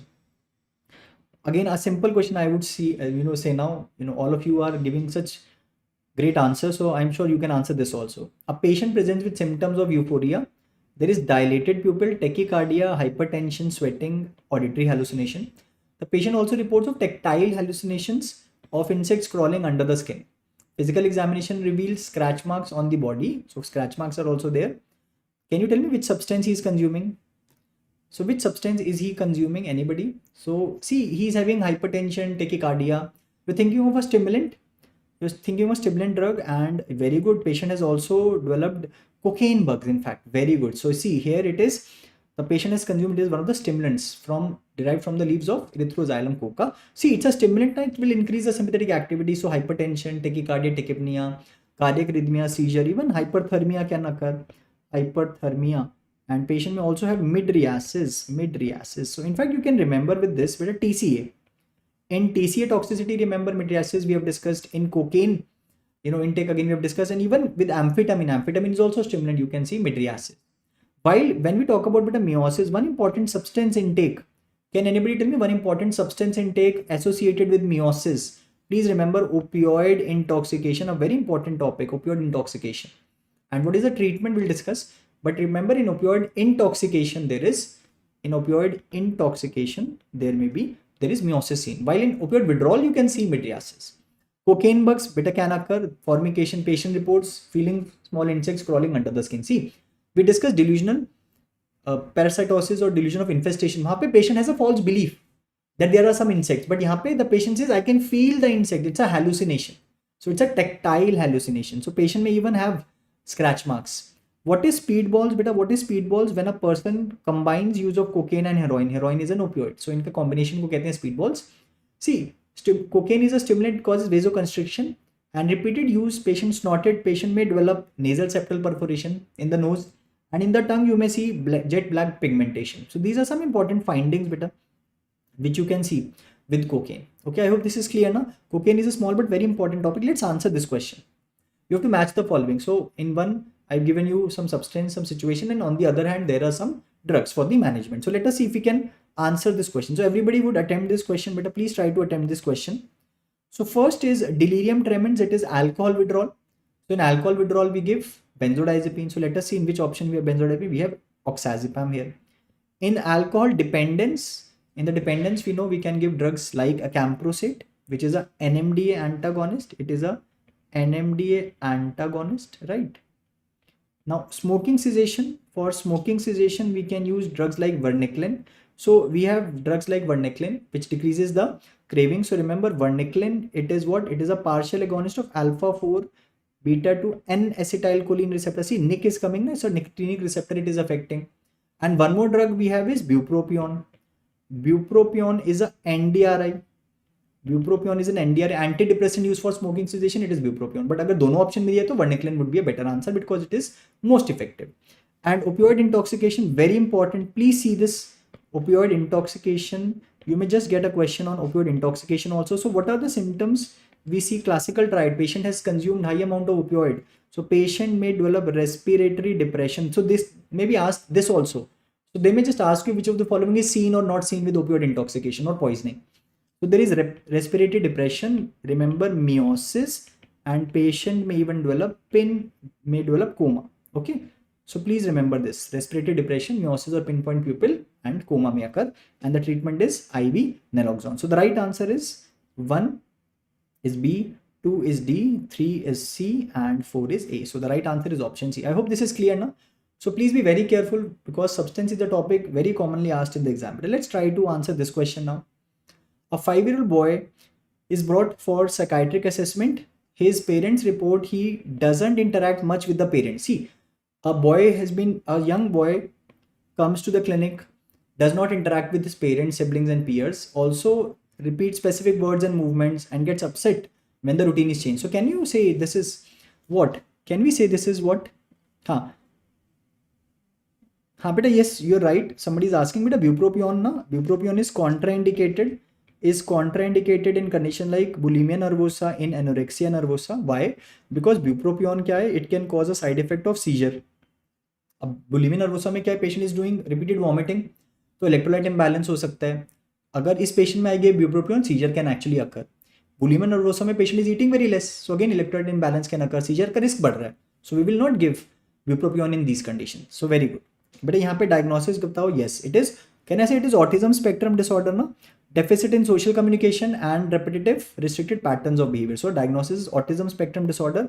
But which of the following is not true about her conditions? You have to tell me. तो आपको बताना है incorrect statement ना. So we know we use early intervention models which uses ABA, applied behavioral analysis. So we try to increase certain behavior, some behaviors which we want the child to have. We increase certain skills and we try to decrease certain disruptive behavior. So yes, we use ABA analysis. Diagnosis is not ADHD, na? It is autism spectrum disorder. So this is incorrect statement. So we know deficit in social communication and repetitive pattern is there. Please remember both ADHD and even autism spectrum disorder, now they're considered as neurodevelopmental disorder. There is some problem in the neurological development of the child. So incorrect statement batana na beta, diagnosis is not ADHD. Sometimes even if you don't know one or two options, always try to see. You would know the right answer. You read this question, you know it is not ADHD, so diagnosis तो आपने बना लिया, तो incorrect statement you have identified. So answer is option B. But see, in the management of autism spectrum disorder, we use behavioral interventions such as using applied behavioral analysis. We target certain social communication and behavioral skills. We try to increase certain skills, decrease certain behaviors. And of course, parent training, social skill training, behavior therapy, CBT, educational intervention, these can also be used. Also remember, beta, usually all these are more common in males than females. Can you tell me one important disorder which is more common in females than males? Which is more common in female? Beta, isme remember Rett syndrome. है ना? Rett syndrome is more common in female than male. And Rett syndrome, we know that the child is normal till 5 months and abnormality starts later on. Okay. Remember a few important points like hand wringing movements. Beta, hand wringing movements. So midline में such non-purposeful stereotypic movements are seen. Even you will see microcephaly, not at birth, but after 5 months you will see that there may be head circumference growth may deaccelerate. So these findings again are telling you it is Rett syndrome. I hope this is clear, and these two features will be common in autism, in Rett syndrome, in Heller syndrome, in Asperger syndrome. So please remember this. Okay. Let's answer this question now. A 20-year-old female admitted in the hospital after a suicidal attempt. She has been suffering from depression for 4 months. She is diagnosed also with anorexia nervosa for past 9 months. Which of the following is incorrect? You have to tell me the incorrect statement. See, anorexia nervosa mein the key point is patient is not eating much, and because of that the weight or the BMI is decreased. This is very important point. When you're differentiating anorexia nervosa from bulimia nervosa, see, weight BMI is reduced. In fact, the BMI is less than 18.5 kg per meter square. You have to tell me the incorrect statement. But please see this question. In Rett syndrome, very good. The drug which we use for Rett syndrome is trofinetide. Very good. It's a tripeptide. Let's come back to this question. Beta. Depression is a common comorbidity with anorexia. It is correct. Whenever we are giving the patient, we are feeding the patient with anorexia nervosa, patient has come in a state of starvation. We start with low calories and then initially gradually we increase, because if we start with fast amount of calorie, high amount of calorie, patient may develop what is known as refeeding syndrome. Very important, but please remember. So patient with anorexia nervosa, if we are feeding the patient and patient comes with these complications of decreased potassium, magnesium, phosphate, then you're suspecting refeeding syndrome. And majority of death occur because of, yes, medical complication, because patient is in a state of starvation. Please remember that a hospitalization is not required in all the cases. So let's discuss few points in the management. But a high mortality is there in anorexia nervosa, and one of the reasons of mortality is complication. So in the treatment, many times we admit the patient, for example, to restore the patient nutritional status, complication like dehydration, electrolyte imbalance. Also, when the weight by height reduces by 20%, then also we admit. So we don't admit in every scenario. So option number, remember, option number A is incorrect. Hospitalization required in all the cases, it is not true. Okay. So in the treatment, remember, we use CBT, that is cognitive behavior therapy हम use करते हैं, और हम drugs use कर सकते हैं जैसे SSRI. Preferred treatment, please remember, it is CBT. Now tell me, we admitted a patient with anorexia nervosa and we gave patient adequate calories, but in 1 week you again monitor the weight, there is no increase in weight. But what would be the next step? What would be the next step? There is no gain of weight. What would you like to do? Increase the calorie, give antidepressant drug, increase the dose, or observe the patient 2 hours after each meal. So what would you like to do in this scenario? This question, in fact, in an indirect way was asked recently also. But we know sometimes in anorexia nervosa also, see, anorexia nervosa has 2 subtypes. One is the restrictive type and another is the binge eating purging type. See, binge eating purging is also seen in bulimia nervosa, but again the difference is you will see that in bulimia nervosa the weight or the BMI will be normal or it may be increased, while here the weight or the BMI would be low, right? So you will observe, very good, but because we know that even in anorexia nervosa patient can do purging. So observe the patient 2 hours after each meal to rule out that patient is not having this purging or compensatory behavior. Let's now see this question. But again, personality disorder is a topic you will see sometimes question being asked. And we know we have 3 clusters of personality disorders. Let's try to answer this question. Tell me, borderline personality disorder is best fitting to which of the criteria here? We know there is unstable relationships, impulsivity is there. Borderline personality disorder is more common. It's a cluster B personality disorder. So let me just show you the clusters first. With a cluster A, B and C, we have these 3 clusters. So let's quickly revise cluster A, B, C. In cluster A, the patient has odd eccentric behavior, and you can remember with 1W, that is weird. Cluster B में patient has dramatic impulsivity, 1W wild, and cluster C anxious, fearful, 1W you can remember worried. So patient has, in cluster A we have paranoid personality disorder. See, paranoid means patient is suspicious. So let me give you just few points. Patient is very suspicious. He's not having delusions, hallucination, but he's very suspicious. He bears a lot of grudges. You know, somebody comes for help and he says, "Arey, you remember 2 years back on that Thursday what you did to me? Abhi meri madad mang rahe ho?" So they will bear a lot of grudges. Schizoid, remember, they have social withdrawal. So remember, S for schizoid, S for socially withdrawn. So they don't want to mingle much with people. Schizotypal, remember, they have very odd beliefs. You know, you will see कि magical thinking है, telepathy, किस तरह की beliefs होंगे उनके, and they may also be suspicious. Then cluster B में बेटा anti-social है ना, they are against society. So they may be involved in some criminal activities, they are fighting with others, violating their rights, getting into fights, aggressiveness is there. Please remember, when we make a diagnosis of antisocial personality disorder, the duration should be at least 18 years or more. Okay. Borderline में the patient is very impulsive, patient has unstable relationship. Patient may say one day you are the best person I know, second day they may say are you the worst person I know. They may also be suicidal thoughts or there may be suicidal gestures may be there. Repeated attempt की history हो सकती है. Histrionic personality disorder, but they want to be the center of attention. That they may talk in a way or they may wear clothes in a way that they want to have attention. Then we have narcissistic personality disorder. Here they have heightened sense of self-importance, that I am more important. So ये क्या cluster B personality disorder.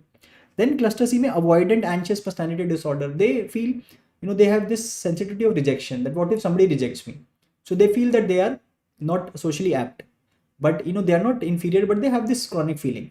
Dependent personality disorder, as the name suggests, they are dependent on small issues, small things also. They want कि दूसरे लोग decision ले मेरे लिए, तो dependent होते हैं. Obsessive compulsive personality disorder, again remember they don't have obsession and compulsion. यहाँ पे they want to do everything with perfection. You know, whatever I'm doing, everything should be perfect. And so much so that perfection के चक्कर में they may not even start the task. They're very rigid. So please remember, this is OCPD. Let's come back to this table now. Let's answer this. Borderline personality disorder, we discussed unstable relationship, impulsivity, suicidal behavior may be there in the history. Dependent personality disorder. Dependent means they fear separation, they rely on others, they need validation, other gives reassure them that what they're doing is right, others take decision for them, they're dependent on others. Next is histrionic. But a histrionic, they want to be the center of attention, right? And schizoid, remember what is schizoid? We discussed. As for schizoid, they are socially isolated, they want to remain alone, prefer isolation. So this is 3. So the right answer is 1 is B, 2 is C, 3 is A, and 4 is D. So the right answer is option B. I hope personality disorder is clear. No, you will see in personality disorder the symptoms will develop late adolescence में, young adulthood में develop हो रहे हैं, and they may continue later on and they may remain stable with time. So you will see a long standing history. बहुत समय की history मिलेगी आपको to diagnose a patient with personality disorder. I hope this is clear. And tell me what therapy is used, beta. What is the therapy we use for borderline? See, management of all these personality disorder is therapy. Tell me one important therapy for borderline personality disorder. Let me see if you can answer this question, but remember it is DBT. That is dialectical behavior therapy. I hope this is clear to everyone, right? Also, if somebody was asking, now let me discuss one more question. Dekho, in conduct disorder also, you will see such symptoms that there is violation of rights of others. But you will see in conduct disorder, so the child is violating rights of others. Okay. So please remember, conduct disorder, they may give you a history of a child. And if the age is 18 or above, then you're thinking of antisocial personality disorder. In fact, in antisocial personality disorder, you see in childhood, the history of conduct disorder is usually seen. Okay. Now also remember, so conduct disorder, mein what is happening now? Child is violating the rights of others, getting into fights, you know, destroying the property, school property or property at home, harming animals. So this is conduct disorder. So you will see a child having such symptoms. Also, there is one diagnosis, but please see the name, that is DMDD, that is disruptive mood dysregulation disorder. So what is DMDD, beta? See, as the name suggests, there is disruption, there is anger outburst, verbal or physical aggression is there. So there will be episodes, the situation is not that much provocative, but you will see that there is disruptive behavior. And in between, what is happening? In between these episodes, is the mood normal? No, mood dysregulation. So remember, in between, you will see between these anger outbursts, there will be mood which is irritable. So there is irritable mood. So this is disruptive behavior is there, and also mood dysregulation disorder. I hope this is clear to everyone. Right? Great. Now let's see a few more questions. But please answer this question. Which of the following endocrinal effects is associated with lithium use? So please revise lithium when you're revising now. Mental health nursing, please revise lithium. So can you tell me the answer of this question? Can you answer this question, beta? Beta, catastrophic reaction होता है ना in dementia. Catastrophic reaction क्या होता है? Catastrophic reaction में देखो, usually in dementia क्या होता है, जब suppose patient कुछ स्ट्रेसफुल सिचुएशन में उसको बहुत सारी चीजें मैनेज करनी, सडनली उसको रियलाइज होता है कि I am forgetting things, and this insight में you know patient have a agitated reaction कि अरे मैं बहुत चीजें भूल रहा हूँ. पेशेंट को जब भी अवेयरनेस आती है उस समय पेशेंट में रिएक्ट इन अग्रेसिव मैन. इसे कहते हैं catastrophic reaction which can be seen in dementia. Very good बेटा. Please remember lithium is a very important topic. So we know in the lithium side effects, now we have discussed these side effects with the mnemonic lithium. There is loss of hair, alopecia, loss of appetite is also there. But remember, lithium causes weight loss or weight gain. Because of other reasons, remember, lithium causes weight gain. So ultimately, lithium is associated with weight gain. This, remember this point. It can I for increased leukocyte counts. T for tremors. Lithium induced tremors. Fine tremors can occur as adverse effects. And what is the drug of choice, beta? Please remember, the drug of choice is propranolol. And it can cause hypothyroidism. If they ask you one endocrine abnormality, remember hypothyroidism, but it can also cause hyperthyroidism and even remember hyperparathyroidism. It can also increase the urine output and it can cause ultimately diabetes insipidus. Beta, what is the treatment? So in the treatment, we can use drugs like thiazides and potassium sparing diuretics. Remember one important interaction of lithium and thiazide diuretics. Thiazide decreases the lithium clearance. बेटा very important point. तो अगर कोई patient lithium ले रहा है, हमने उसको thiazide diuretics दिए हैं, तो लिथियम की क्लियरेंस कम हो सकती है, तो we should decrease the dose of lithium, otherwise lithium toxicity can occur. And if the mother takes lithium, what can occur in the baby? Beta, remember teratogenic effect of Epstein anomaly. Also remember one more M beta miscellaneous में, if we see ECG, benign changes can occur, T wave changes can occur with lithium, such as T wave inversion or flattening. So please remember some of these important adverse effect. Also, when you're revising lithium beta, please revise lithium toxicity. Lithium toxicity is also a very important topic. Tell me, is there any role of so lithium toxicity mein, when the levels are more than 1.5 milli equivalent per liter, but lithium toxicity can occur. There can be GI and CNS signs and symptoms. Lithium toxicity mein agar main पूछूं आपसे बेटा, this question was asked in your exam, what will be the first step in the management? Tell me, lithium toxicity mein, let's discuss some points about lithium toxicity. First step, this question is asked beta, ya to will you check the levels or will you stop lithium, withhold lithium? Very very important. If in a patient of lithium, taking lithium, you're suspecting, हम suspect कर रहे हैं lithium toxicity को, you will withhold lithium. First step would be to withhold lithium. Correct hydration. We can remove unabsorbed lithium from the gut by PEG, polyethylene glycol, sodium polystyrene sulfonate. And in severe cases, we can also use hemodialysis. So please remember this very important point. The first step would be to withhold or stop lithium. Then you can of course check the levels.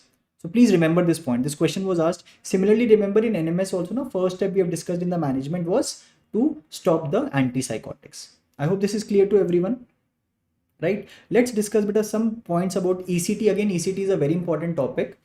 A nurse administers pure oxygen to a client during and after ECT. What is the nurse rationale for this procedure? So you would see, we have discussed about the pre-medications in ECT. So one of the important points in the pre-medication is we give oxygenation to the patient. Why? What is the reason behind giving oxygenation, beta? Answer this question.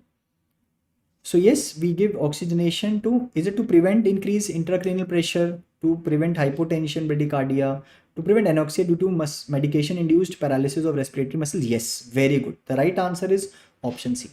Also, so remember in pre-medication, beta, we give oxygenation until spontaneous respiration returns, and also muscarinic anticholinergic drugs are given to minimize oral respiratory secretion. Beta, again, we are giving anesthesia to the patient. The patient is being given muscle relaxant. So we also give anticholinergic drugs to minimize oral respiratory secretion. Otherwise, patient can aspirate the secretion and then again it could be very dangerous. So remember the most common drug, anticholinergic drug which we use is atropine. So again, they may use this also as a question. So remember, atropine, anticholinergic drug, even glycopyrrolate can also be used. So always remember, what we are doing in ECT and why we are doing, because many times you will see questions being asked like this. Now let's answer this. Now we know in India, we don't use direct ECT, but now we use modified ECT, isn't it? We know we use modified or indirect ECT. So modified indirect ECT means that along with, when we are giving ECT, we also give anesthesia as well as muscle relaxant. So can anybody tell me which is the muscle relaxant most commonly used for ECT? So let's answer this question.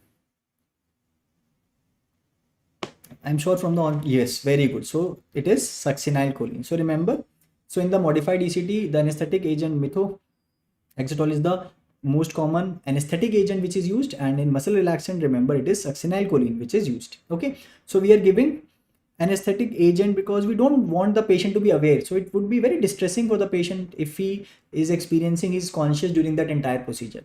So we don't want the patient to experience that distressful situation. And also we are giving muscle relaxant because we know when we are giving ECT, but a patient is having sudden jerky movement, there is generalized tonic-clonic seizure is produced with ECT. There can be certain complications like fracture can occur, but dislocations can occur. To decrease that, to minimize that side effect, we are also giving muscle relaxant. So please be very careful why we are giving, what we are giving. We should be very careful. Okay, let's see this question. One more question with ECT beta will discuss. Patient has just received ECT treatment. Which of the following should be immediately addressed by the nurse in the post ECT recovery period? So we have given ECT. which is one of the most important points beta in the recovery period? Can you tell me?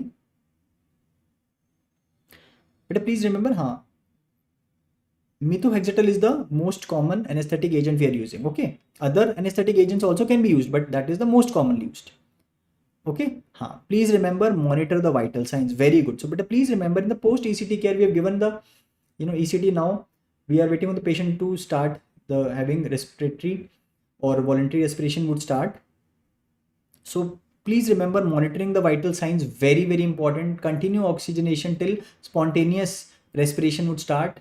Assess for post-ictal confusion, restlessness, again that can occur. Safety procedure again should be continued to prevent any injury. Patient may get confused. Also start reorienting the patient again. So remember, the most important point is to monitor the vital signs. See if there is any complication, we have to manage the complication. I hope this is clear, right? Very good. Now let me just discuss a few more points. Remember this, what is Tele-Manas? It is the national tele mental health program. So Tele-Manas is what it is: tele mental health assistance and networking across the state. So now we have a national tele mental health program, so person can seek treatment through phone, through the app as well, and it was launched on World Mental Health Day, that is 10th of October 2022 by the government of India. Okay, so please remember the name, also remember the number, also please remember this logo also, 14416. Okay, please remember this. Okay, yes, but in ECT if you ask me, yes, so there can be complication. Most common is, yes, loss of memory, amnesia can occur. Generally it is not permanent, it is transient. And if it is asked which is more, remember it is here, it is retrograde more than anterograde. Okay, in the complication you can remember this point. Okay, I hope this is clear. Very good. So they may just ask you, and now a famous actress has been appointed as the ambassador for mental health awareness in India. Who is that famous actress who has been appointed as the mental health ambassador? Remember, Miss Deepika Padukone. Okay, so again you can remember this update as well. Okay, beta, when you are giving ECT, consent is very important. Beta, ECT mein na consent is very important. So first and foremost, without consent we will not perform ECT. You will ask the patient to be NPO, you will remove all the ornaments, all those things. We will prepare the patient, we will give oxygenation is given, then medication mein beta anticholinergic drugs, that is atropine, that is given. Okay, then we also give general anesthesia is given, and before the muscle relaxant we will put a cuff, beta BP cuff is put on one of the limbs. We are identifying one of the limbs because we want to see the seizure activity. Then BP cuff is inflated, then we give muscle relaxant, then you give the electric current in the ECT is given, patient develops seizure, and then the post-op ECT care is done. So this is the sequence if you want to ask. Okay, I hope this is clear. But let's discuss few points about the scales. One is, what is PANSS, positive and negative syndrome scale. It is used for, positive and negative symptoms occur in which condition? So they occur in schizophrenia. So better remember, it is used for schizophrenia. HAM-D, Hamilton rating scale for depression. But it is a clinician rated scale. Please remember, it's a clinician rated scale. So it is used in the clinical setting. HAM-D is used in the clinical setting. It is clinician rated scale. Even MADRS, that is Montgomery Asperger depression rating scale, it is also clinician rated scale. While Beck depression inventory, but it's an inventory, it is a patient rated scale. This question again was asked. It's a patient rated scale. So in community, but if it is asked where you can use, remember we can use which scale? That is Beck depression inventory. Young mania rating scale. Again, just see the name. Sometimes just by seeing the names, you'll be able to identify this scale is used for which condition. So it is Young mania rating scale. It is used for mania. I hope it is clear. But a confusion assessment method is used for delirium. Okay, and MMSE, that is mini mental state examination. See, actually MMSE is used to assess the cognitive functions, and we know a score of less than 24, but it is suggestive of dementia. In dementia, we know, even in delirium also we know cognitive functions are affected. Again, see, in the scoring there is some controversy in the scoring. Different resources may have different answers. Let's try to remember one. So you can remember 18 to 23. Less than 24 we are saying it is suggestive of dementia. It is mild. Then 10 to 17 beta moderate, and less than 10 it is severe. Again, if you want, I can still make bit that 19 to 23 if you want, then also you can consider mild. But remember, this question was asked 20 and 19 both have been asked, so the answer was mild. Okay, I hope this is clear to everyone. Okay, cage beta, what is cage criteria? We have discussed now. Cage criteria, it is used for, it's a cage questionnaire. So we are trying to screen for alcohol problem in the patient. C is, we ask the patient, do you feel the need to cut down on your drinking? Do you feel annoyed when you are asked about your drinking? Do you feel guilt of consuming alcohol? Do you take alcohol as an eye opener first thing in the morning to open your eyes? So अगर इनमें से कोई भी question का, 2 or more question का answer is yes, that is suggesting that patient may be having alcohol problem. I hope this is clear to everyone, है ना? Right? हाँ. Please remember this. Okay, so we have discussed with us some of the important points. Let me finish this with a very important slide. Some tips to solve MCQs. But always when you're solving MCQs now, look for keywords. Feeling of impending doom, it is telling me it is panic disorder. Duration is a keyword in questions, so please try to identify. Always read the last line very carefully. Okay, because sometimes you are thinking of something else, but what they've asked in the last line is very important. Read all the options, question carefully. Kabhi kabhi kya hota hai na ki question is, which of the following is true except, like we have discussed na, even in autism wala question abhi discuss kiya tha, we missed these words, so we mark incorrectly. Better read all the options carefully before marking. Kabhi kabhi you see first option, that is the answer, and you mark and you move ahead. No, beta. 4 options are given na, please show respect to all the 4 options once. Read them carefully because better answer may be in the last option. And for image based question na, always see the options first. Kabhi kabhi by seeing the options you are able to understand what the examiner is asking. Like that posturing wala question na, usme option to vaccine flexibility tha in that catatonia wala question. So very important. Okay, I hope this is clear na. But a defense mechanism kya hote hain? They are some tools which is used by the ego. Okay, used by the ego to manage anxiety, to have a balance between id and superego. So always try to, when you're reading defense mechanism, see the name. Like there is one defense mechanism, displacement. Displacement में क्या होता है? Patient displaces anger from some other object to some other object. Like the husband is angry on the boss but comes and shouts on the wife. So the anger is getting displaced. So always try to see the name. When you're reading defense mechanism, just try to see the names and you will be able to understand the concept. Okay, please revise. You'll be able to clear the exam, but please take one day at a time. Make a schedule, try to follow that schedule and try to revise all the important topics, all the important subjects. Practice MCQs and stay confident. When you're giving the exam, stay confident. You have been doing really well. All of you are answering very well. So please stay confident, take one session at a time and everything will be fine. So in the end, I always say, keep smiling, keep a smile, smile a few times every day and don't think too seriously. Just keep on smiling and keep moving forward. With this, we will end this session again. All the very best for the